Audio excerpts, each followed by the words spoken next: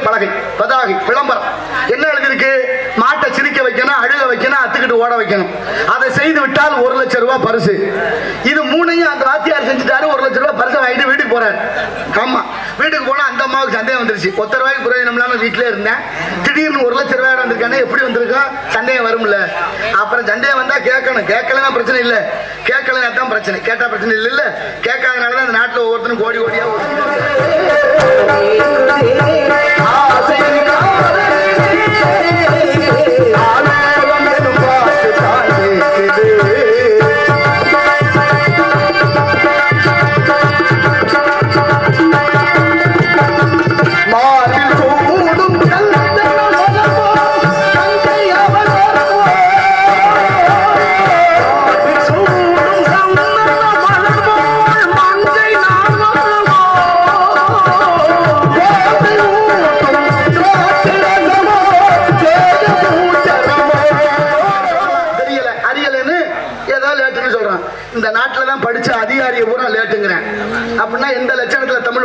பாருங்க.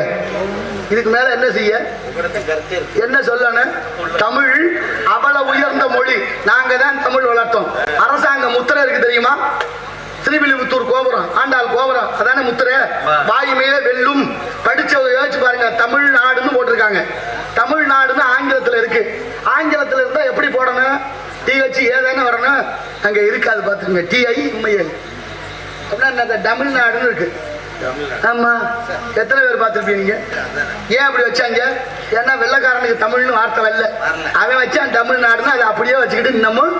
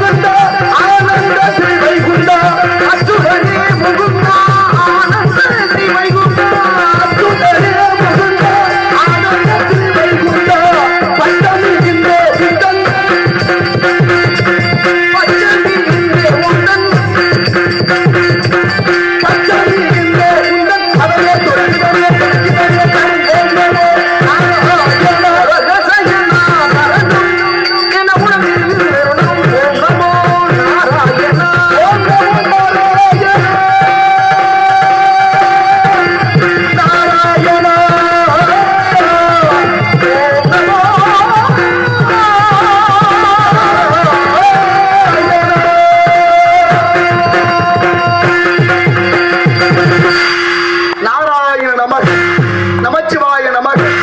வாடினேன் வாடி வருந்தினேன் மனத்தார் பெருந்துயில் இடுமையில் பிறந்து கூடினேன் கூட இளையவர் நம்மோடு அவர்தம் கல்வியை கருதி ஓடினேன் ஓடி உயர்வென்னும் பெரும் பதம் தெரிந்து நாடினேன் நாடி நான் கண்டு கொண்டே நாராயணா எனும் நாமம் என்று விஷ்ணு ராட்சியத்தால் மூவுலகம் சென்று மும்மூர்த்திகளை கண்டு கீர்த்திகள் அனைத்தும் பெற்று எம்பெருமான் முருகப்பெருமானை கண்டு தொண்டு செய்ய வண்ணமாக அழகு மலையாகி வேள்விமலை சாரலுக்கு வந்து விட்டோம். நாராயண நமக. ஆகவே நம் கழகத்திற்கும் இந்த உலகத்திற்கும் கீர்த்தி அளிப்போர் விநாயக மூர்த்தி அவருடைய பெருமை என்ன? 5 கரத்தினை ஆணை முகத்தினை இந்திர இளம்பரை போல மெயிற்றினை நந்தி மகந்தனை ஞான கொழுந்தினை புந்திகள் வைத்தடி போற்றுகின்றோம். மூசிக வாகன மோதகஸ்த சாமர கர்ண விளம்பித சூத்திர வாமனரும மகேஸ்வர புத்திர விக்கின விநாயக பாத நமஸ்தே. சக்கர சமூக மைந்தலான் சகட சக்கர தாமரை நாயகன் அகட சக்கர விண்மணி யாவரை விகட சக்கர மெய்ப்பதம் போற்றுவோம் என்றெல்லாம் போற்றக்கூடிய பாலும் தெளிதேனும் பாகும் மறுப்பு இவை நாளும் நடந்துனக்கு நான் தருவேன். கோலம் செய் துங்க கரிமுகத்து தூமணியே நீ எனக்கு சங்கத்தமிழ் 3 அவரை வணங்க வேண்டும். அற்புத கீர்த்தி வேண்டின் ஆனந்த வாழ்க்கை வேண்டின் நற்பொருள் குவிதல் வேண்டின் நலமலாம் பெருக வேண்டின் கற்பக மூர்த்தி தெய்வ களஞ்சியத்து இருக்கை சென்று பொற்பதம் அணிந்துவாரின் பொய்யல்லை கண்ட உண்மை என்றார் சிறுகுடல் பட்டியார். ஆகவே விநாயகனை பணிந்து பிறகு பணியை தொடரும். குளம் காக்க வேண்டும் குளம் காக்க வேண்டும் எங்கள் குறைகளை நீக்க வேண்டும். குளம் காக்க வேண்டும் எங்கள் குறைகளை நீக்க வேண்டும். குளங்களும் நலங்களும் வழங்கிடவா குளங்களும் வளங்களும் வழங்கிடவா. நாடிய பொருள் கூட வேண்டும் நாடிய பொருள் கூட வேண்டும் நாடும் விநாயகனே உன் புகழைத்தான் வேண்டும் நாடிய பொருள் கூட வேண்டும்.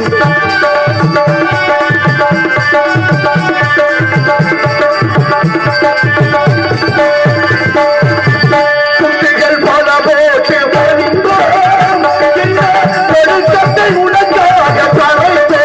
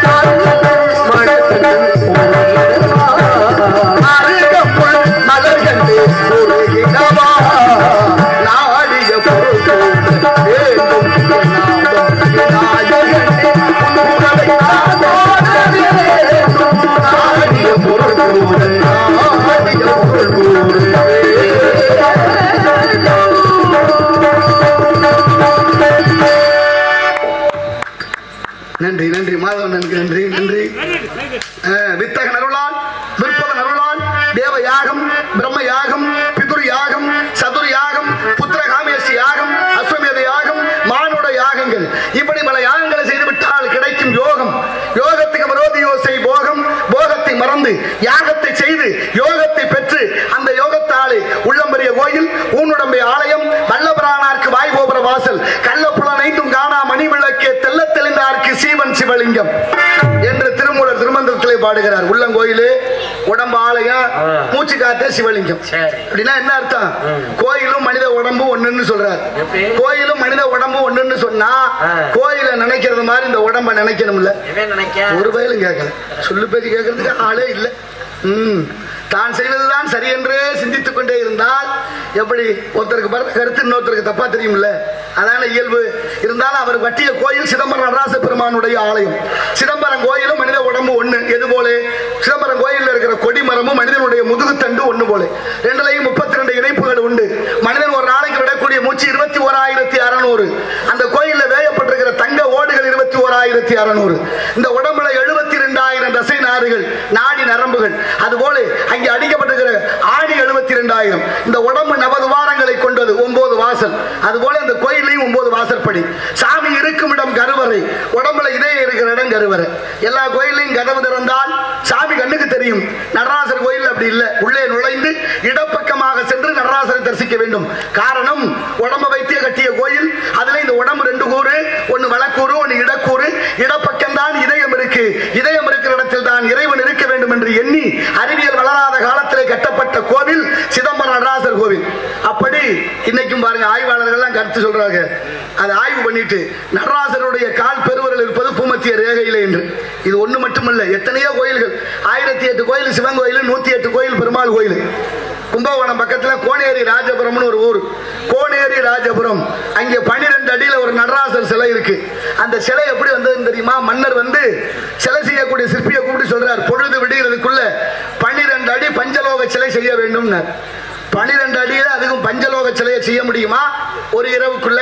பஞ்சலோகம் என்ன? தங்கம், வெள்ளி, இரும்பு, பித்தளை, ஈய, இது அத்தனையும் உருக்கி அதை கரு கட்டி வார்த்து எடுக்கணும். அது ஒரு இரவுக்குள்ள முடியாதையா, என்ன செய்வதுன்னு சிற்பி செஞ்சு வைக்கலன்னா உன் தலை உன் உடம்புல இருக்கான்னு. எவ்வளவு பெரிய மன்னர்கள் கட்டளை. தயங்கி தயங்கி ஒரு இரவுக்குள்ள எப்படி செய்ய முடியும் என்று ஈசனை நினைத்து கணவன் மனைவியுமாக பஞ்சலோகத்தை உருக்கி கொண்டிருக்கிறார்கள் அடுப்புல பாத்திரத்தை வைத்து.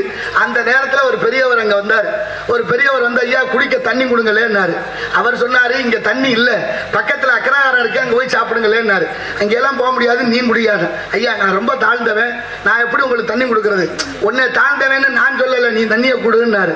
தண்ணி இங்க இல்ல, பக்கத்துல ஒரு குழாய் இருக்கு, அங்க குடிங்கன்னாரு. அப்பவும் முடியாதுன்னாரு.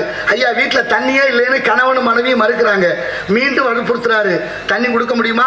இல்ல அடுப்புல ஏதோ கொதிச்சுக்கிட்டு இருக்கு, அதையாவது குடிக்கிறேன்னாரு. ஐயா அது பஞ்சலோகங்கள் கொதிக்குது, அதை போய் எப்படி குடிக்க முடியும்? விடியா நான் குடிக்கிறேன்னு தூக்கி குடிச்சிட்டாரு. குடிச்ச அடுத்த வினாடியே அந்த உருவம் மறைந்து அப்படியே நடராசர் சிலையானது. இது இந்த கதை சொல்லுது. இதுல என்ன ஆச்சரியம் தெரியுமா? 1008 கோயில் சிவன் கோயில் இருக்க நடராசர் மொத்த சிலைகளையும் பாத்தீங்கன்னால கையில ரேகை இருக்காது. ஆனா அந்த 12 அடி உள்ள கோனேரி ராஜபுரம் நடராசர் சிலையில கை ரேகை உண்டு. என்ன ஒரு ஆச்சரியம்! தானாக உருவமானது. அது மட்டுமல்ல, மனிதனுக்கு இந்த இடத்துல மறு இருப்பது போல அந்த சிலையில் இந்த இடத்துல ஒரு மறு இருக்கு. அப்ப ஆச்சரியம் தானே, அதிசயம் தானே, ஆன்மீகம் உயர்ந்தது தானே. அதுபோல பொன்னமராவதி தாலுகா வேந்தன்பட்டி என்ற கிராமத்தில் அழகான ஒரு சிவன் கோயில் இருக்கு. ஆனா நந்தியினுடைய பெருமையால் நெய் நந்தீஸ்வரர்னு பேரு. அந்த நந்திக்கு நெய்யால் அபிஷேகம் நடக்குது. அபிஷேகம் செய்யக்கூடிய அந்த நெய்யில ஈ இல்லை, எறும்பும் இல்லை. மீதம் இருக்கக்கூடிய நெய்யை பக்கத்தில் இருக்கும் கிணத்திலே ஊற்றுகிறார்கள். அதில் ஈ வந்ததும் இல்லை, எறும்பு வந்ததில்லை. இன்று வரை நடக்குது. அது மட்டுமா, தஞ்சாவூர் மாவட்டம் கோயில் வெண்ணின்னு ஒரு ஊரு. அந்த ஊர்ல இருக்கக்கூடிய ஈசனுக்கு பெயர் கரும்பீஸ்வரர். கருவறைக்குள்ள ஒரு மூட சர்க்கரையை கொட்டி வச்சாலும் இன்னைக்கு எறும்பு வருவதில்லை. அதுல இருந்து ஒரு கைப்பிடி அள்ளி வெளியில போட்டாச்சுன்னா அடுத்த வினாடியே லட்சம் எறும்பு வருதாமே. இப்படி எண்ணற்ற அதிசயங்கள் இந்த நாட்டில். நாகர்கோயில இருந்து கேரளா போற வழியில கேரளபுரம்னு ஒரு ஊர். அந்த ஊர்ல இருக்க அரசமரத்தடியில 4 பிள்ளையாரு. 4 பிள்ளையாறுல ஒரு பிள்ளையாரு 6 மாதம் கருப்பாவும் 6 மாதம் சிவப்பு வெண்மையாகவும் மாறிக்கொண்டே இருக்கிறார். அவர் வெள்ளையா மாறும்போது அரசமரத்தில வெளிர் பச்சை, அவர் கருப்பாக மாறும்போது அரசமரத்தில கரும்பச்சை. பக்கத்திலே ஒரு குளம், அந்த குளத்திலையும் தண்ணீரும் 2 விதமாக நிறம் மாறிக்கொண்டிருக்கிறது. என்ன ஒரு அதிசயம், ஆச்சரியம்! யோசிச்சோமா ஆன்மீகம் எவ்வளவு உயர்ந்தது என்று? இன்னும் சொல்ல போனா தென்காசி குற்றாலம் போனவர்களுக்கு தெரியும். காசி விஸ்வநாதர் கோயில் ராஜகோபுரத்தில் கால் வச்சோன்னே காத்து நம்மளை வெளியில தள்ளும், மீறி உள்ளே போனா காற்று நம்மை உள்ளே தள்ளும். அந்த கோபுரம் கட்டியது 1800களிலே பாண்டிய மன்னர்களால். அந்த காற்று எங்க இருந்து வருது? ஆரியகாவு கணவாய் வழியாக, பொதிகைமலை சாரல் வழியாக வரக்கூடிய காற்றை தடுத்து நிறுத்தி கட்டப்பட்ட கோபுரம் அது. என்ன ஆச்சரியம்! இயற்கையே மாற்றி அமைக்கும் வல்லமையும் அறிவும் தமிழனுக்கு இருந்ததென்றால் இந்த கோபுரமும் இந்த கோயிலும் சாட்சி அல்லவா? எத்தனை விஷயங்கள் இருக்கு. ஆனாலும் இன்றைய நிலைமை நினைக்கிற போது கொஞ்சம் மனம் வெதும்புகிறது. எண்ணற்ற கோயில்கள் 1 2 இல்ல, அத்தனையும் சொல்லிட்டே இருக்கலாம். தேனுறிஞ்சும் பிள்ளையார்னு ஒரு பிள்ளையார் இருக்காரு போன பக்கத்துல. தலையில அபிஷேகம் பண்ணக்கூடிய தேன் எவ்வளவு ஊத்தினாலும் வெளியில வர்றது. ஆனா தலையில துவாரமே இல்லை. பகுத்தறிவாளர்கள் போய் அங்க பார்க்கணும். அது மட்டும் இல்ல, பானக நரசிம்மர்னு ஆந்திராவில் ஒரு நரசிம்மர் சிலை இருக்கு. சிலையில கொஞ்சோண்டு ஓட்டதான், ரொம்பலாம் இல்லை, ஒரு கோடு மாதிரி. ஒரு அண்டா பானகம் திரைச்சாலும் 1/2 அண்டா தான் உள்ள போகும், 1/2 அண்டா மீதப்படும். சரி, அண்டாவில் ஊத்துனா 1/2 அண்டா மிச்சப்படுதுன்னு ஒரு குவளையில ஊத்துங்க, அதுக்கு 1/2 குவளை தான் உள்ள போகும், 1/2 குவளை மீதம் படும். அந்த பானகம் கலக்கிற இடத்துல இன்னைக்கு எறும்பும் இல்லை, ஈயும் இல்லை. ஆச்சரியம் இருக்கா இல்லையா? அதிசயம் இருக்கா இல்லையா? எவ்வளவு உயர்ந்தது இந்த ஆன்மீக பூமி, இந்த ஆன்மீகம். அதனாலதான் கோயில் இல்லாத ஊர்ல குடியிருக்கப்படாதுன்னா, ஆலயம் ஆலயம் தொழுவது சாலவு நன்றுன்னு அந்த கிழவி, கோயில் விளங்க குடி விளங்கன்னு. அதனாலதானே இந்த குலதாய் மக்கள் குலதெய்வத்தை கும்பிடுறதுக்கு வருஷத்துக்கு ஒரு தடவை வந்துடுறாங்க. அப்படி வந்ததுனாலதான் கோயிலும் விளங்குது, நம்ம குடியும் விளங்குது என்பதை ஒவ்வொருத்தரும் மனதில் கொள்ள வேண்டும். சிவன் கோயில்னா சிவலிங்கம் இருக்கணும், நந்தி இருக்கணும், கொடிமரம் இருக்கணும், பழிபீடம் இருக்கணும். இதெல்லாம் இருந்தால் தானே சிவலிங்கம் சிவன் கோயில். இது எதுவுமே இல்லாம ஒரு கோயில், அதுல அவ்வளவு பெரிய கோயில், சாதாரண கோயில் அல்ல. பாண்டிய நாட்டிலே பிறந்த திருவாதூரிலே மாணிக்க வாசகரால் கட்டப்பட்ட திருப்பரந்துறை என்ற திருவாசகம் பிறந்த ஊர் ஆவடையார் கோவில். உள்ளே சிவலிங்கம் இல்லை, நந்தி இல்லை, கொடிமரம் இல்லை. அங்கே படைக்கப்படுவது பாகற்காயும் அகத்திக்கீரையும். வீதியில போகும்போது சாமியை பார்க்கலாம். அம்பாலோட பேரு யோகாம்பாள், ஐயனுக்கு பேரு ஆத்மநாத சுவாமி. ஒரு முறை சென்று வாருங்கள், யோகம் அனைவருக்கும் கிட்டும் என்ற வகையிலே இந்த உடம்பும் மனமும் பக்குவப்பட வேண்டும் என்றுதான் முன்னோர்கள் ஆலயங்களை கட்டி வைத்தார்கள். கோயில் பாருங்க, திருவாரூர்ல 5 வேலி நிலம் கோயில் கட்டி இருக்கிற இடம், குளம் வெட்டி இருக்கிற இடம் 5 வேலி நிலம். முடியுமா? பக்கத்து வீட்டுக்கு பாதை கொடுக்குறான் இல்ல மனுஷன் இன்னைக்கு. ஆனா 5 வேலி நிலத்தை குளம் வெட்டி 5 வேலி நிலத்தை கோயில் கட்டி இந்த மக்களுக்காக வைத்த மன்னர்களை எல்லாம் நாம் நினைவு கூற வேண்டும். அந்த வகையில் இந்த மக்களை பார்க்கின்ற பொழுது வாடி சத்தம் வரல, இல்ல நல்லா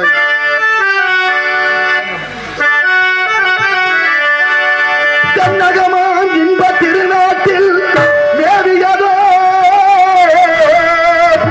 கண்ணடத்து குடகுமலை கனிவயிற்றில் கருவாகி காவிரியிலும் தாதியிடம் உருவாகி ஏர்வீழ்ச்சி காணாது இருக்க சிவசமுத்திர நீர் வீழ்ச்சி எதும் பேரில் இந்த வரலாறாய் வண்ணம் பாடி ஒரு மலர்தென்றல் தாளாட்டே கண்ணம் பாடி அணைகடந்து ஆடுதாண்டும் காவிரி என பேர் பெற்று அகண்ட காவிரியாய் பின்னடந்து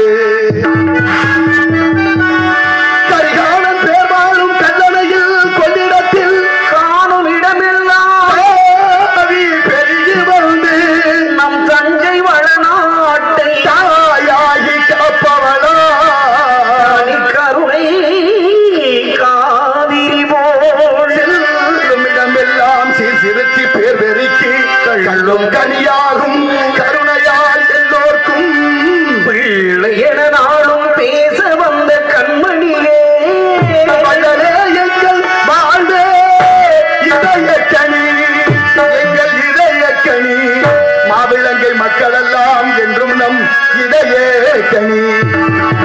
நீங்க நல்லாயிருக்கும் நாடு நல்லாயிருக்கும் நாடு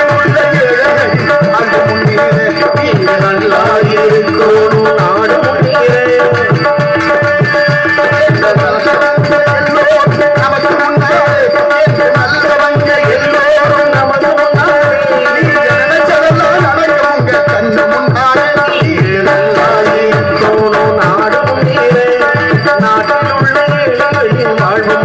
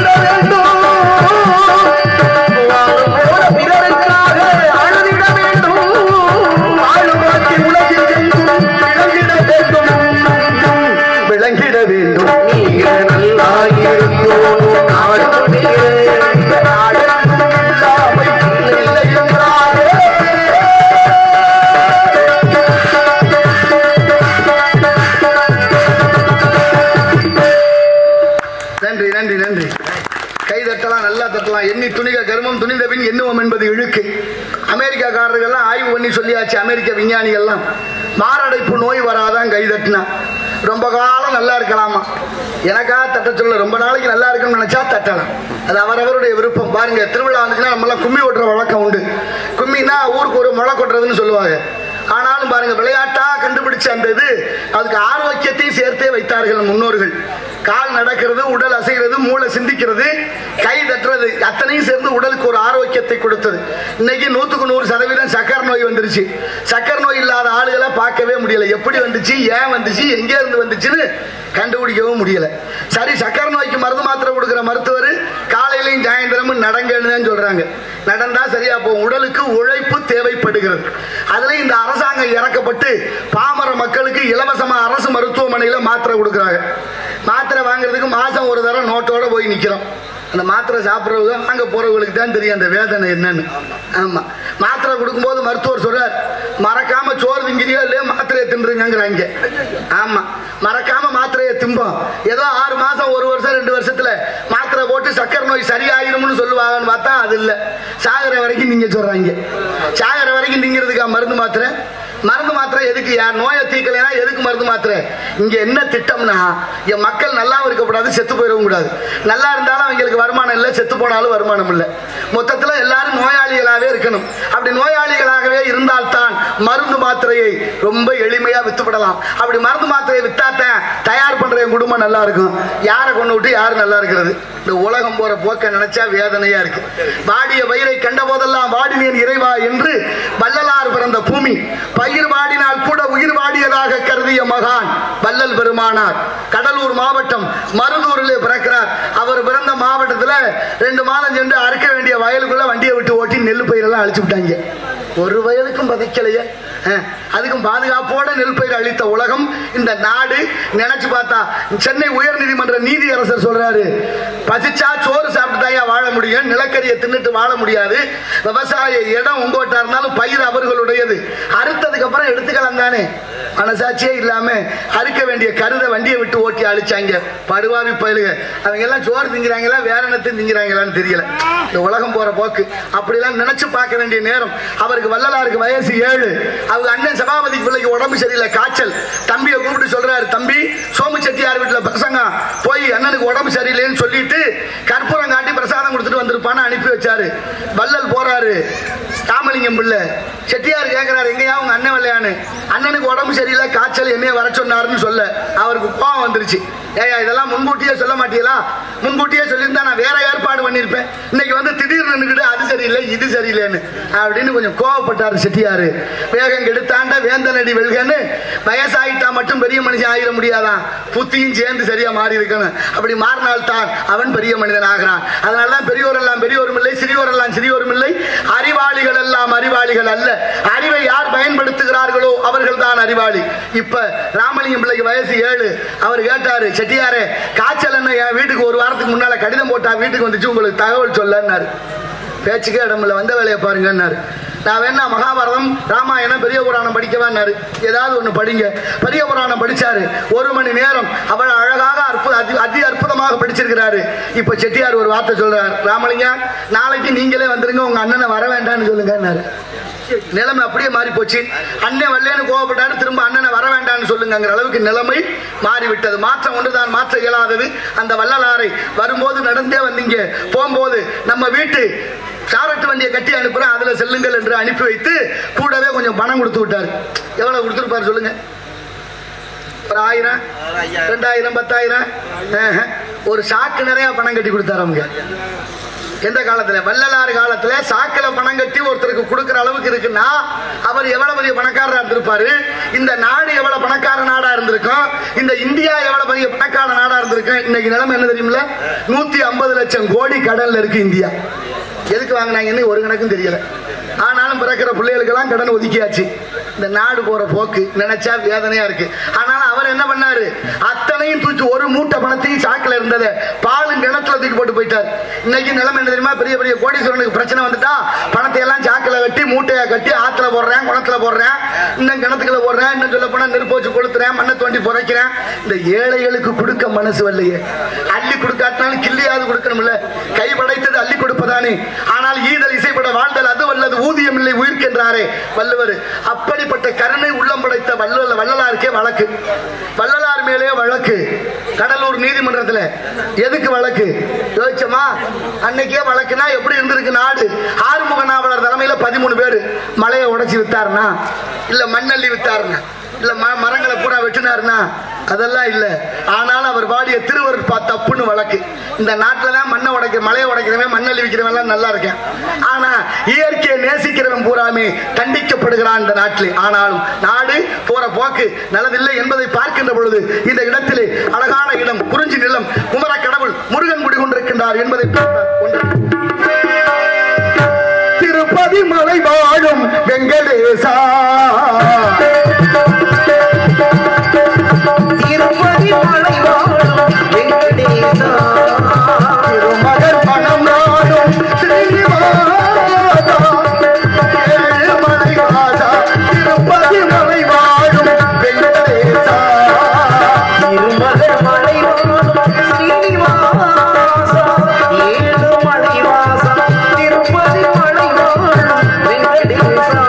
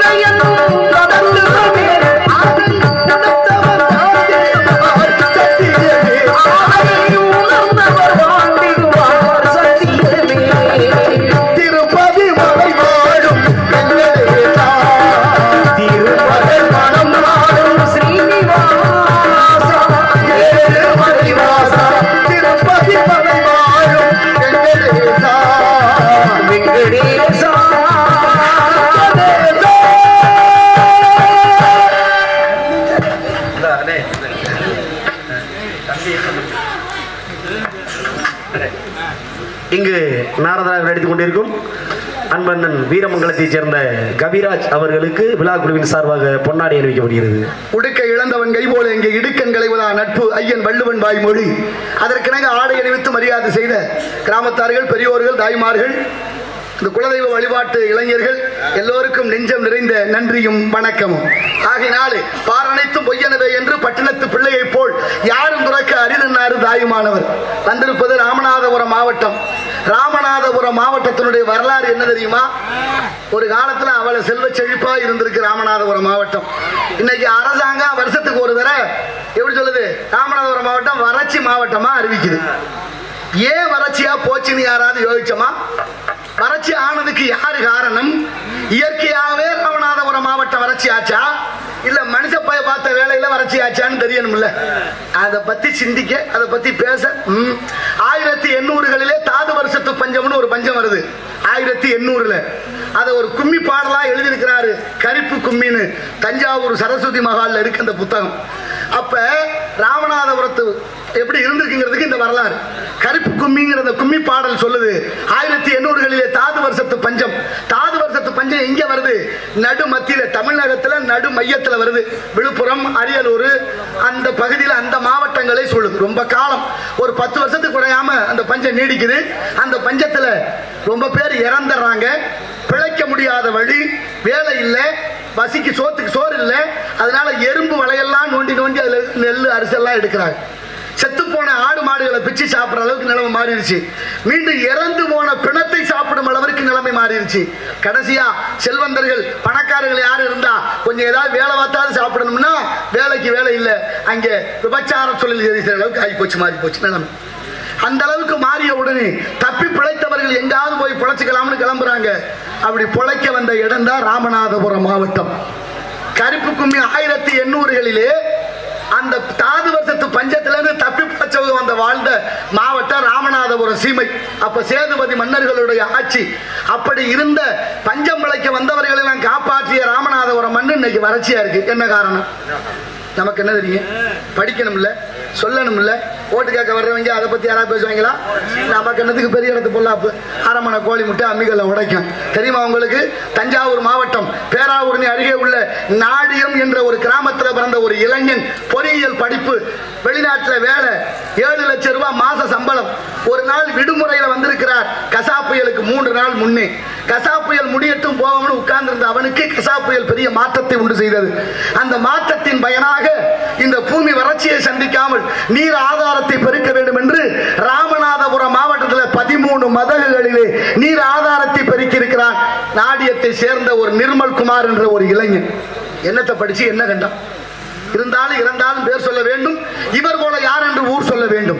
வறட்சியா எடுத்து போனா பத்தில வண்டியில தள்ளிக்கிட்டு எத்தனை உடம் வச்சு தள்ளிட்டு போச்சு வண்டி. இந்த வண்டியெல்லாம் சீக்கிரம் தூக்கி போடணுமா வேண்டாமா? அதுக்கான முயற்சியை செய்யணுமா இல்லையா? ஆக இருந்தோம், பிறந்தோம், சாப்பிட்டோம், செத்தோம்னு போனா பேர் இருக்கா? அந்த பையன் இந்த 13 மதங்கள்ல தண்ணீர் நிரப்பிட்டான். சரி, இங்க தமிழ்நாட்டில் செஞ்சான்னு இல்ல, அவனுடைய சாதனையை பார்த்து கென்யா நாடு வரவழைத்தது. கென்யா நாட்டுக்கு போய் இதே நிலையை செய்து அந்த நாட்டில் நீர் ஆதாரத்தை பெருக்கி விட்டான். நான் சொல்வது உண்மையா பொய்யான வலைதளங்களில் தட்டி பாருங்க, தெரியும் உங்களுக்கு. அப்படி படிச்ச பிள்ளைகள் எல்லாம் என்ன சிந்திக்க வேண்டும் என்பதற்கு அந்த பையன் ஒரு முன்னுதாரணம். அப்படி ராமநாதபுரம் மாவட்டம் செல்வ செழிப்போடு இருந்தது. இருந்தும் இன்றைய நிலை கேள்விக்குறியாகி நிற்கிற காரணம் அனைத்து நம்மளாலதான். வேற யாருமா? நல்லதும் கெட்டதும் அவங்க. ஒரு அலுவலகத்துல 3 பேர் வேலை பார்த்திருக்காங்க. 3 பேர் நண்பர்கள். காலையில 7 மணிக்கு வேலைக்கு வந்துட்டு 9 மணிக்கு சாப்பிடுறது வழக்கம். 9 மணிக்கு சாப்பிடுறதுனா எல்லாரும் போல கீழே உட்கார்ந்து சாப்பிடாம மாடியில போய் உட்கார்ந்து சாப்பிடுறது வழக்கமா இருந்திருக்கு. 3 பேரும் மேல மாடிக்கு போறாங்க. சாப்பிட போற போது முதல்ல போனவர் அவர் சாப்பிட்ட சாப்பாட்டு பாத்திரத்தை திறக்கிறாரு சாப்பிடுறதுக்கு. அதுல இட்லியும் வடையும் சாம்பார் இருந்துச்சு.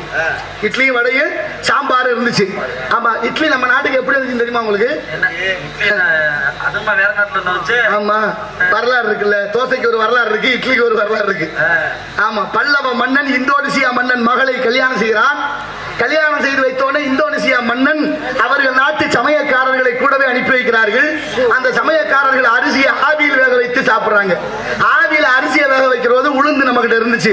ரெண்டையும் சேர்த்து அதை இட்லி ஆக்கி வந்தது அந்த பல்லவ மன்னன் மகள் கல்யாணத்துக்கு பிறகு, மகன் கல்யாணத்துக்கு பிறகு. இதெல்லாம் அப்படிலாம் ஒரு வரலாறு இருக்குல்ல. வரலாறு ரொம்ப முக்கியம். வரலாறு மாறிக்கொண்டே இருக்கு. அதனால தமிழர்களாகிய நாம் ரொம்ப சிந்திக்க வேண்டும். அதனால என்னாச்சு? இப்ப திறந்து பார்க்கிறாரு, இட்லி இருக்கு, சாப்பிடுறாரா? சாப்பிடல. அவர் சொன்னாரு, நான் இந்த அலுவலகத்துக்கு வந்து ஒரு 14-15 வருஷம் ஆக போகுது. எனக்கு இத்தனை வருஷமா இதே இட்லியைத்தான் சாப்பிடுறேன். மனசு ரொம்ப வேதனையா இருக்கு. ஒருவேளை நாளைக்கு இந்த இட்லி இருந்துச்சு உயிரோடவே இருக்கிறதுல மேல இருந்து குதிக்கிறேன்னு முடிவு பண்ணிட்டார். சாப்பாடுக்கா சாவாங்களா இருக்கிற சோற சோத்த அடிச்ச பிண்டங்கன்னு சொல்றோம்ல. இப்ப அடுத்து வந்தவர் திறக்கிறாரு, அவருக்கு அவருக்கு பூரியும் உருளைக்கிழங்கு இருக்கு. அவர் சொன்னாரு, நான் இந்த அலுவலகத்துக்கு வந்து 18-19 வருஷம் ஆக போகுது, எனக்கு இந்த கதியாத்தான் இருக்கு, ஒருவேளை நாளைக்கு இதே இருந்தா நானும் உன்னோட சேர்ந்து குதிக்கிறையான்னாரு. 2 பேரும் ஜாக முடிவு பண்ணியாச்சு. மூணாவதா கொஞ்சம் வயசான பெரியவர் சங்கரம் பிள்ளை, அவர் வந்து திறந்து பார்க்கிறாரு, அதுல தயிர் சாதமும் ஊறுகாயும் இருந்துச்சு. அவரு சொல்றாரு, நானும் இந்த அலுவலகத்துக்கு வந்து 26-27 வருஷம் ஆக போகுது, எனக்கு இந்த கதியாத்தான் இருக்கு, நானும் நாளைக்கு இதே தயிர் சோறு இருந்தா உங்களோட சேர்ந்து நானும் குதிக்கிறேன்னு 3 பேரும் சாகிறதுக்கு முடிவு பண்ணிட்டு வீட்டுக்கு போயாச்சு. மறுநாள் காலையில வேலைக்கு வந்தாச்சு, சாப்பிடுற நேரம். சரி. அதே மாதிரி முதல்ல வந்தவர் திறந்து பாக்குறாரு, இட்லி இருந்துச்சு, சொல்லிக்கவே இல்ல, குதிச்சுட்டாரு. ரெண்டாவது வந்தவர் பாக்குறாரு, திறக்கிறாரு, பூரி இருந்துச்சு, அவரும் குதிச்சாரு. மூணாவது வந்தவர் திறக்கிறாரு, தயிர் சோறு, அவரும் குதிச்சாரு. 3 பேரும் விழுந்ததுல இடுப்பெலும்பு முறிஞ்சு கையால் முறிஞ்சு வச்சு, ஒருத்தருக்கும் உயிர் போகல. 3 பேரையும் தூக்கி கொண்ட மருத்துவமனையில போட்டா கல்யாணம் பண்ணிக்கிட்ட மனைவிமார்கள் பதறி போய் அங்க வர்றாங்க.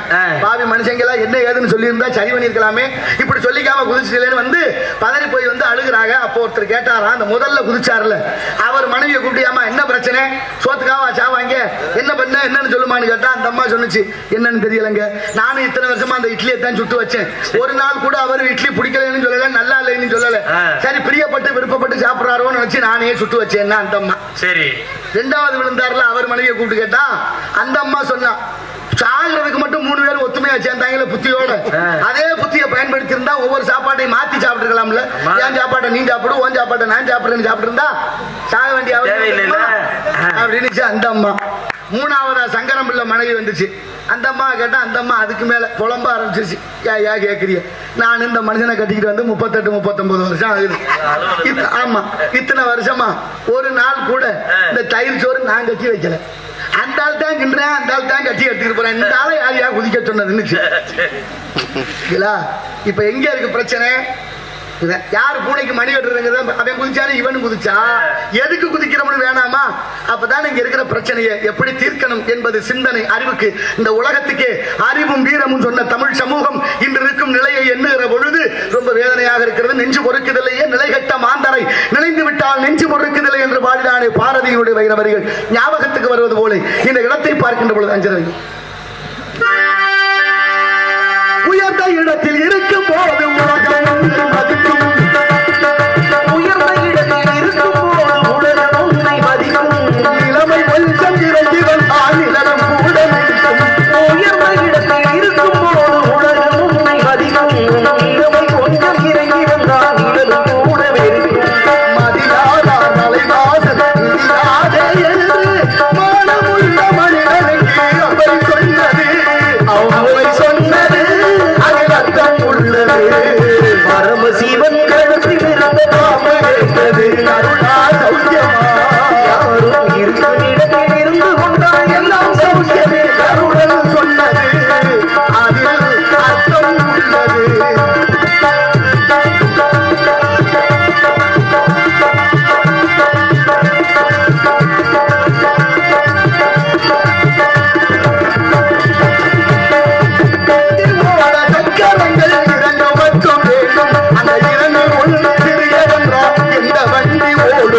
வண்டி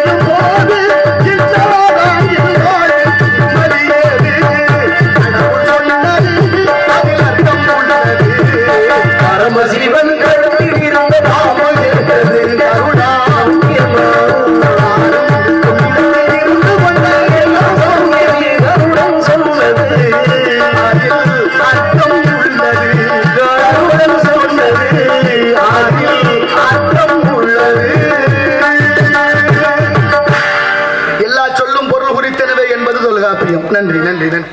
ஒரு காலத்துல இப்பவும் சில இடங்கள்ல நடக்குது. வீட்டு வாசல்ல தாய்மார்கள்லாம் அரிசி மாவுல கோலம் போட்டாங்க. அரிசி மாவுல கோலம். எதுக்கு அரிசி மாவுல கோலம் போடணும்? எறும்பு சாப்பிடும். எறும்பு சாப்பிட்டா வம்சமே நல்லா இருக்குங்கிறது ஐதீகம். ஐதீகம் அப்படியே தான் இருக்கு. சில வீட்டுகள்ல கோலம் தான் போட முடியல. அதுலயும் மாமியா மருமகன்னா சொல்லவே வேண்டாம். அந்த அம்மா போடும்னு இந்த அம்மா தூங்கும், இந்த அம்மா போடும்னு அந்த அம்மா தூங்கும். மொத்தத்துல வாசல் வெறு வாசலா கிடக்கும். இதெல்லாம் கிடக்கலாமா? எறும்புக்கு உணவு கொடுக்க வேண்டிய கருணையின் அடிப்படையிலே அரிசி மாவுல கோலம் போட்ட காலம் போய் இன்னைக்கு வீட்டுக்குள்ள எறும்பு வரக்கூடாதுன்னு கோடு போடுறோம். ஒரு குச்சி கண்டுபிடிச்சிருக்காங்களே, கிழிச்ச ஓட்ட தாண்டுதல எறும்பு தாண்டுனா செத்துருவோம்னு அதுக்கு தெரியுது. ஆமா, அடுத்த வினாடியே மரணம். ஆனாலும் கிழிச்ச ஓட்ட எறும்பு தாண்டல. மனுஷன் சொல்லு பேச்சே கேட்கல. அதுக்கு அறிவு குறைதான்.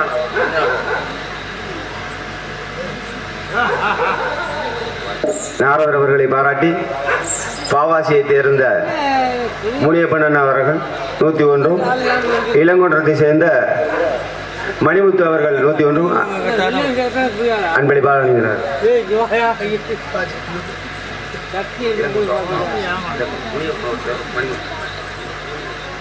முனியப்பண்ணனார் அவர்கள், மணிமுத்தன்னார் அவர்கள் இருவரும் சேர்ந்து 200 ரூபாய் வழங்கியிருக்கிறார்கள். மரியாதைக்குரிய பாசத்துக்குரிய அன்பு அண்ணன்கள் இருவருக்கும் நெஞ்சம் நிறைந்த நன்றியும் வணக்கமும்.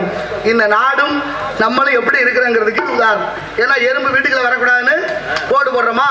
நான் ஒன்னே ஒன்று சொல்லிக்கிறேன் தாய்மார்களுக்கு. 1-2 பேர் இருக்கிறீங்க, காதுல வாங்கணும். என்னன்னா, வாரத்துல ஒரு நாள் கோழி கொத்தாத மொய் குருணை, பச்சரிசி குருணை கையில ஒரு பிடி எடுத்துட்டு இப்படி விறகுக்கு போகல, தண்ணிக்கு போகல, அப்படி வயலுக்கு போகல, எங்கேயாவது எறும்பு புத்து கண்டா போடுங்க.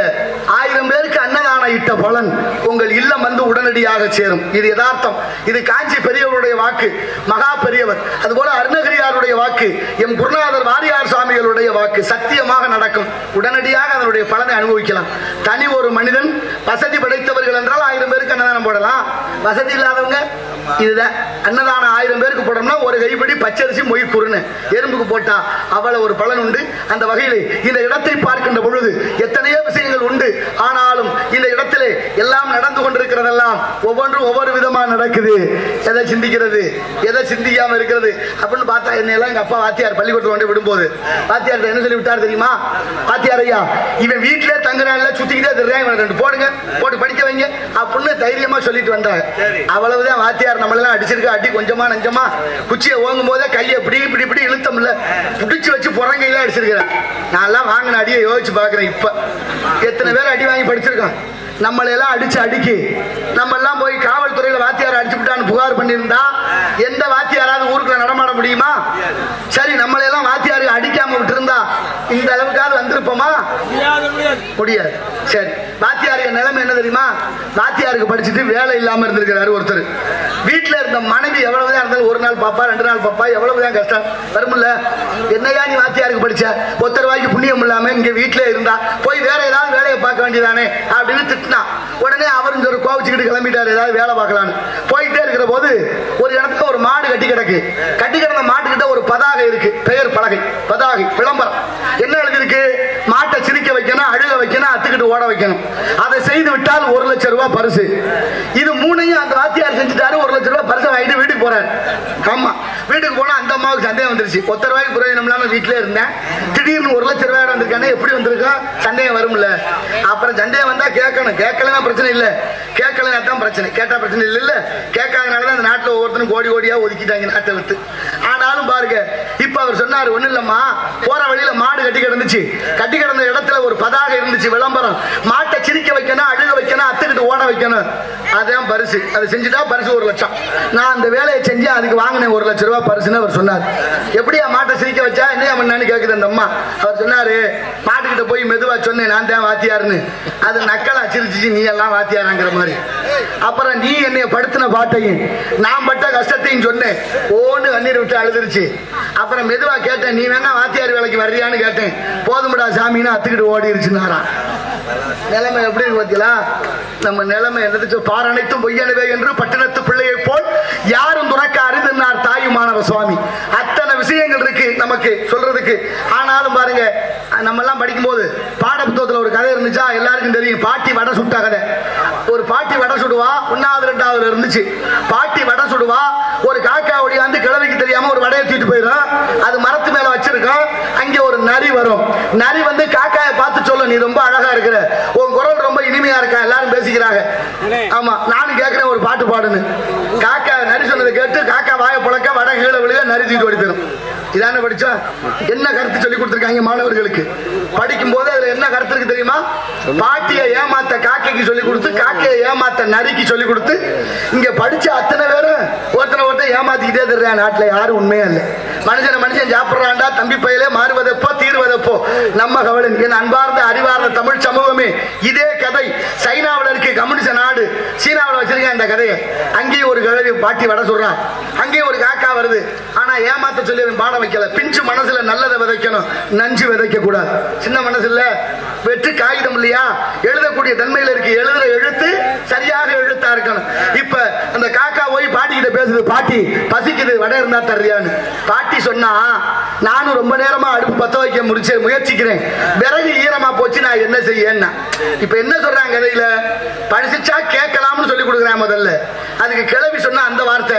உடனே காக்கா சொல்லுது, கவலைப்படாத பாட்டி, நான் தங்கி இருக்கிற கூட்டுல ஈரம் இல்லாத குச்சி விறகு இருக்கு, கொண்டு வந்துடுறேன்னு விறகு கொண்டு வந்து காக்கா கொடுக்குற மாதிரி கதை வச்சான். உழைக்க சொல்லி கொடுக்குறேன். இப்ப விறகு கொடுத்தாச்சு. பாட்டி மெல்ல மெல்ல வடையை சுட்டு ஒண்ணு கொடுத்தா, வடையை வாங்கிட்டு போய் மரத்து மேல உட்கார்ந்துச்சு. மரத்து மேல உட்கார்ந்த காக்காயை ஏமாத்தா அங்கேயும் ஒரு நரி வந்துச்சு. ஆனா அந்த காக்கா ஏமாறல. ஏன் தெரியுமா? அது இந்தியா காக்கா, குறிப்பா தமிழ்நாட்டு காக்கான்னா வாய பிளந்திருக்கும். அது சைனா காக்கா. வடைய காலுக்குள்ள வச்சுட்டு கா கா கா என்று கத்தியது. மொத்த காகமும் ஒன்று கூடி நரியை அடித்து துரத்தியதாக பாடம் முடிவடைகிறது. அது பாடமா இது பாடமா? இப்படி இருந்தா மாணவர்கள் எப்படி செம்மையாக இருக்க முடியும்? சக மாணவன் வீடு பூந்து பெற்ற அளவுக்கு தமிழ் வளர்ச்சி, கல்வி வளர்ச்சி எங்க போய் சொல்ல? நீங்க ரொம்ப வேண்டாம். 5 வயசுல புள்ள சொல்றேன், எங்க அப்பா ரொம்ப தங்கமானவர், எங்க அப்பா மாதிரி அப்பாவை பார்க்க முடியாதுங்கிறேன். 10 வயசானவனு சொல்றேன், எங்க அப்பா நல்லவர் தான், இருந்தாலும் புத்தி சொன்னா பிடிக்கல. 15 வயசுல அம்மாட்ட போய் சொல்றேன், அம்மா உன் வீட்டுக்காரர் சொல்லி வை, தேவையில்லாம அம்மா விஷயத்துல தலையிடுறாங்க. அப்புறம் 20 வயசானவன அவங்க அம்மா பார்த்து தலையில அடிச்சுக்கிறான், எப்படிமா அந்த ஆளை கட்டிட்டு விடுவோம். ஐயோ, 2 பேரும் பேரம் பேச்சு எடுக்க போறாங்க இந்த பயிலுகப்படுத்துறப்ப. அப்புறம் 30 வயசானவனு சொல்லுவேன், எங்க அப்பாவோட பேசுறதே இல்லைங்க, ஏப்பா எது செஞ்சாலும் குத்தம்ங்கிறாரு, லூசு மாதிரி பேசுறாருங்க. இன்னொன்னு தெரியுமா? மண்டையில முடி வெட்டிட்டு வாங்கடான்னா கோடு போட்டு ரோடு போட்டு, நாகரிகம் அதுக்கு பேரு, பண்பாடு அதுக்கு பேரு, கலாச்சாரம் அதுக்கு பேரு. என் அறிவார்ந்த பெரியவர்களே சிந்திச்சு பாருங்க. கோடு போட்டதுனால எதுவும் அறிவு தெளிவு வருதா, இல்ல வருமானம் வருதா? ஒண்ணு இல்ல. சிகை அலங்காரம் என்பது முகம் அழக காட்டணும், அலங்கோலமா தர்றாங்க, கேட்டா நாகரிகம்னு ஒத்த வார்த்தை. ஆனா அது கூட பரவாயில்லைங்க. ஒரு சின்ன பிள்ளைய கூட்டிட்டு போய் அவங்க அம்மா கோடு போட்டு கூட்டிட்டு வரா. அந்த கோடு அதுக்குன்னு அந்த தாய்க்கும் தெரியாது, அந்த பிள்ளைக்கும் தெரியாது. எப்படி போச்சு வச்சுலாம்? 40 வயசான கல்யாணம் ஆகி பிள்ளை விட்டு வந்துருமா? அப்ப சொல்லுவான் பாருங்க, ஏன்டா அந்த பாடுபடு தெரிய, அந்த காலத்துல எங்க அப்பா எங்களை எல்லாம் எப்படி வளர்த்தாரு தெரியுமா, எங்க அப்பா மாதிரி அப்பாவை பார்க்க முடியாதுங்க. 40 வயசுல 5 வயசுல சொன்ன வார்த்தையை திரும்ப கேட்க 35 வருஷ இடைவெளி தேவைப்படுது. இது யதார்த்தம், இதுதான் வாழ்க்கை. இக்கரைக்கு அக்கறை பச்சை, அக்கறையோடு இருந்தால் இக்கரையும் பச்சை. ராமநாதபுரம் மாவட்ட ராமநாதபுரத்தில் உள்ள மருத்துவர்கள் எல்லாம் ஒரு வாரத்துக்கு முன்னாலே ஒரு ஒப்பந்தம் போட்டு முடிவெடுத்திருக்கிறார்கள். என்ன தெரியுமா?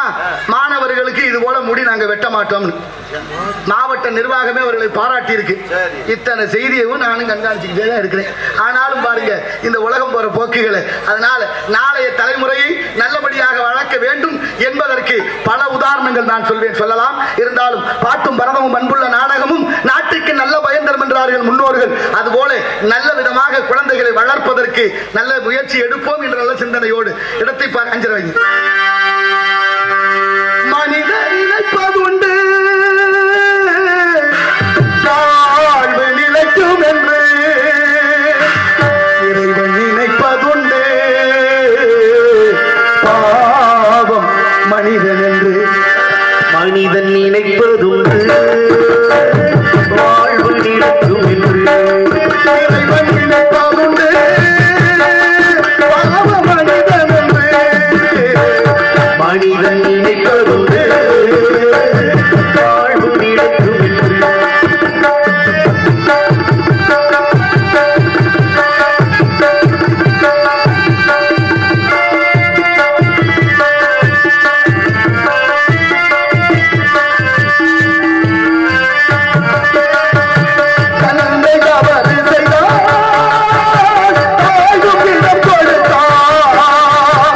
தந்தை தவறு செய்தார்,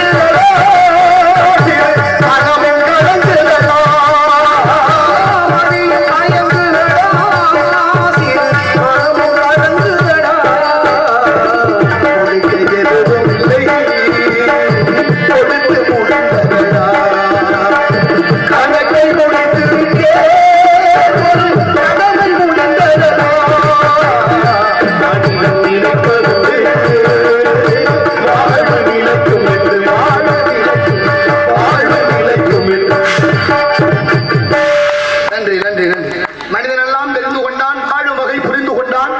இருந்த போது மனிதனுக்கு ஒன்று மட்டும் தெரியவில்லை என்றார் ஒரு கவிஞன். என்ன தெரியல? கொல்லும் பாம்பின் கொண்டு விஷத்தை சொல்லில் கொடுக்க தெரிந்து கொண்டான். குள்ள நரிபோல் தந்திரத்தால் குடும்பங்களை கெடுக்கவும் தெரிந்து கொண்டான். வெள்ளி பணத்தால் மற்றவரை விலைக்கு வாங்கவும் தெரிந்து கொண்டான். இருந்த போது மனிதனுக்கு ஒன்று மட்டும் தெரியல. என்ன தெரியல? மனுஷனா வாழ தெரியல. ஒருத்தர் ஊருக்குள்ளே குடியிருந்தவர் திடீர்னு காட்டு பக்கமா போயிடலாம்னு கிளம்பினாலும் பக்கத்துல இருந்த சொந்த வந்த நண்பர்கள் எல்லாம், ஏப்பா இவ்வளவு காலமா பரம்பரையா ஊருக்குள்ளே குடியிருந்துட்டு திடீர்னு காட்டு பக்கம் போறேங்கிறிய, அங்க போனீங்கன்னா காட்டுக்குள்ள பெரிய கொடிய விலங்கு எல்லாம் இருக்குங்க, யானை, கரடி, சிங்கம், புலி, சிறுத்தைன்னு நிறைய இருக்கப்பா, அங்க போனா உயிருக்கு ஆபத்து, அங்க போகாதேன்னு சொல்ல. அவர் சொன்னாரா, காட்டுக்குள்ள போய் இருக்கிற போது சிங்கம் வந்தா சிங்கம் வருதுன்னு பார்த்து அப்படியே ஒளிஞ்சு மறைஞ்சு தப்பிச்சிருவேன். கரடி வந்தா கரடி வருதுன்னு பார்த்து ஒளிஞ்சு தப்பிச்சிருவேன். அதுல புலி வந்தா பார்த்துட்டு அப்படியே ஒளிஞ்சு தப்பிச்சிருவேன். ஆனா ஊருக்குள்ள இருந்தா எல்லாம் மனுஷன் தான் சொல்றேன். எப்ப சிங்கமா மாறுறேன், எப்ப புலியா மாறுறேன், எப்ப நரியா மாறுறேன்னு தெரியல. அதனால நான் காட்டுல இருக்கிறதே நல்ல. இப்ப என்ன அர்த்தம்? விலங்குகள் எல்லாம் மனித தன்மைக்கு மாறிக்கொண்டிருக்கிறது. மனிதன் பூரா விலங்கை விட மோசமா போயாச்சு. பாட்டு ஒன்று பாருங்க. யார் பாட்டு? பாட்டு. முஸ்தபாவா? கண்ணை திறந்தா ஒளியில. அவர் பேர் என்ன தெரியுமா உங்களுக்கு? முஸ்தபா. அப்படி சொல்லுங்க. அப்புறம் முஸ்தபான்றீங்க. அது முஸ்தபா. அவர் பாட்டா அது? அந்த பாட்டோட அர்த்தம் என்ன தெரியுமா உங்களுக்கு? இருக்கு. நம்ம நண்பர் அவர் தான் என்னை அவர் வாத்தியார்ட்ட கூட்டி போய் என்னை படிக்க வச்சவர் என் நண்பர் முத்தப்பா. அவரை கெடுத்ததே நம்ம நாடு தமிழ் குடிமகர்கள் தான். குடிக்க வச்சு அவனுக்கும் புத்தி இல்லாம போச்சு. சரி விடுங்க, சரி நல்லா இருக்கட்டும். அவருடைய குடும்பம் இன்னைக்கு தத்தளிக்குது. இருந்தாலும் அவருடைய ஆத்மா சாந்தியடைய பிரார்த்திப்போம்.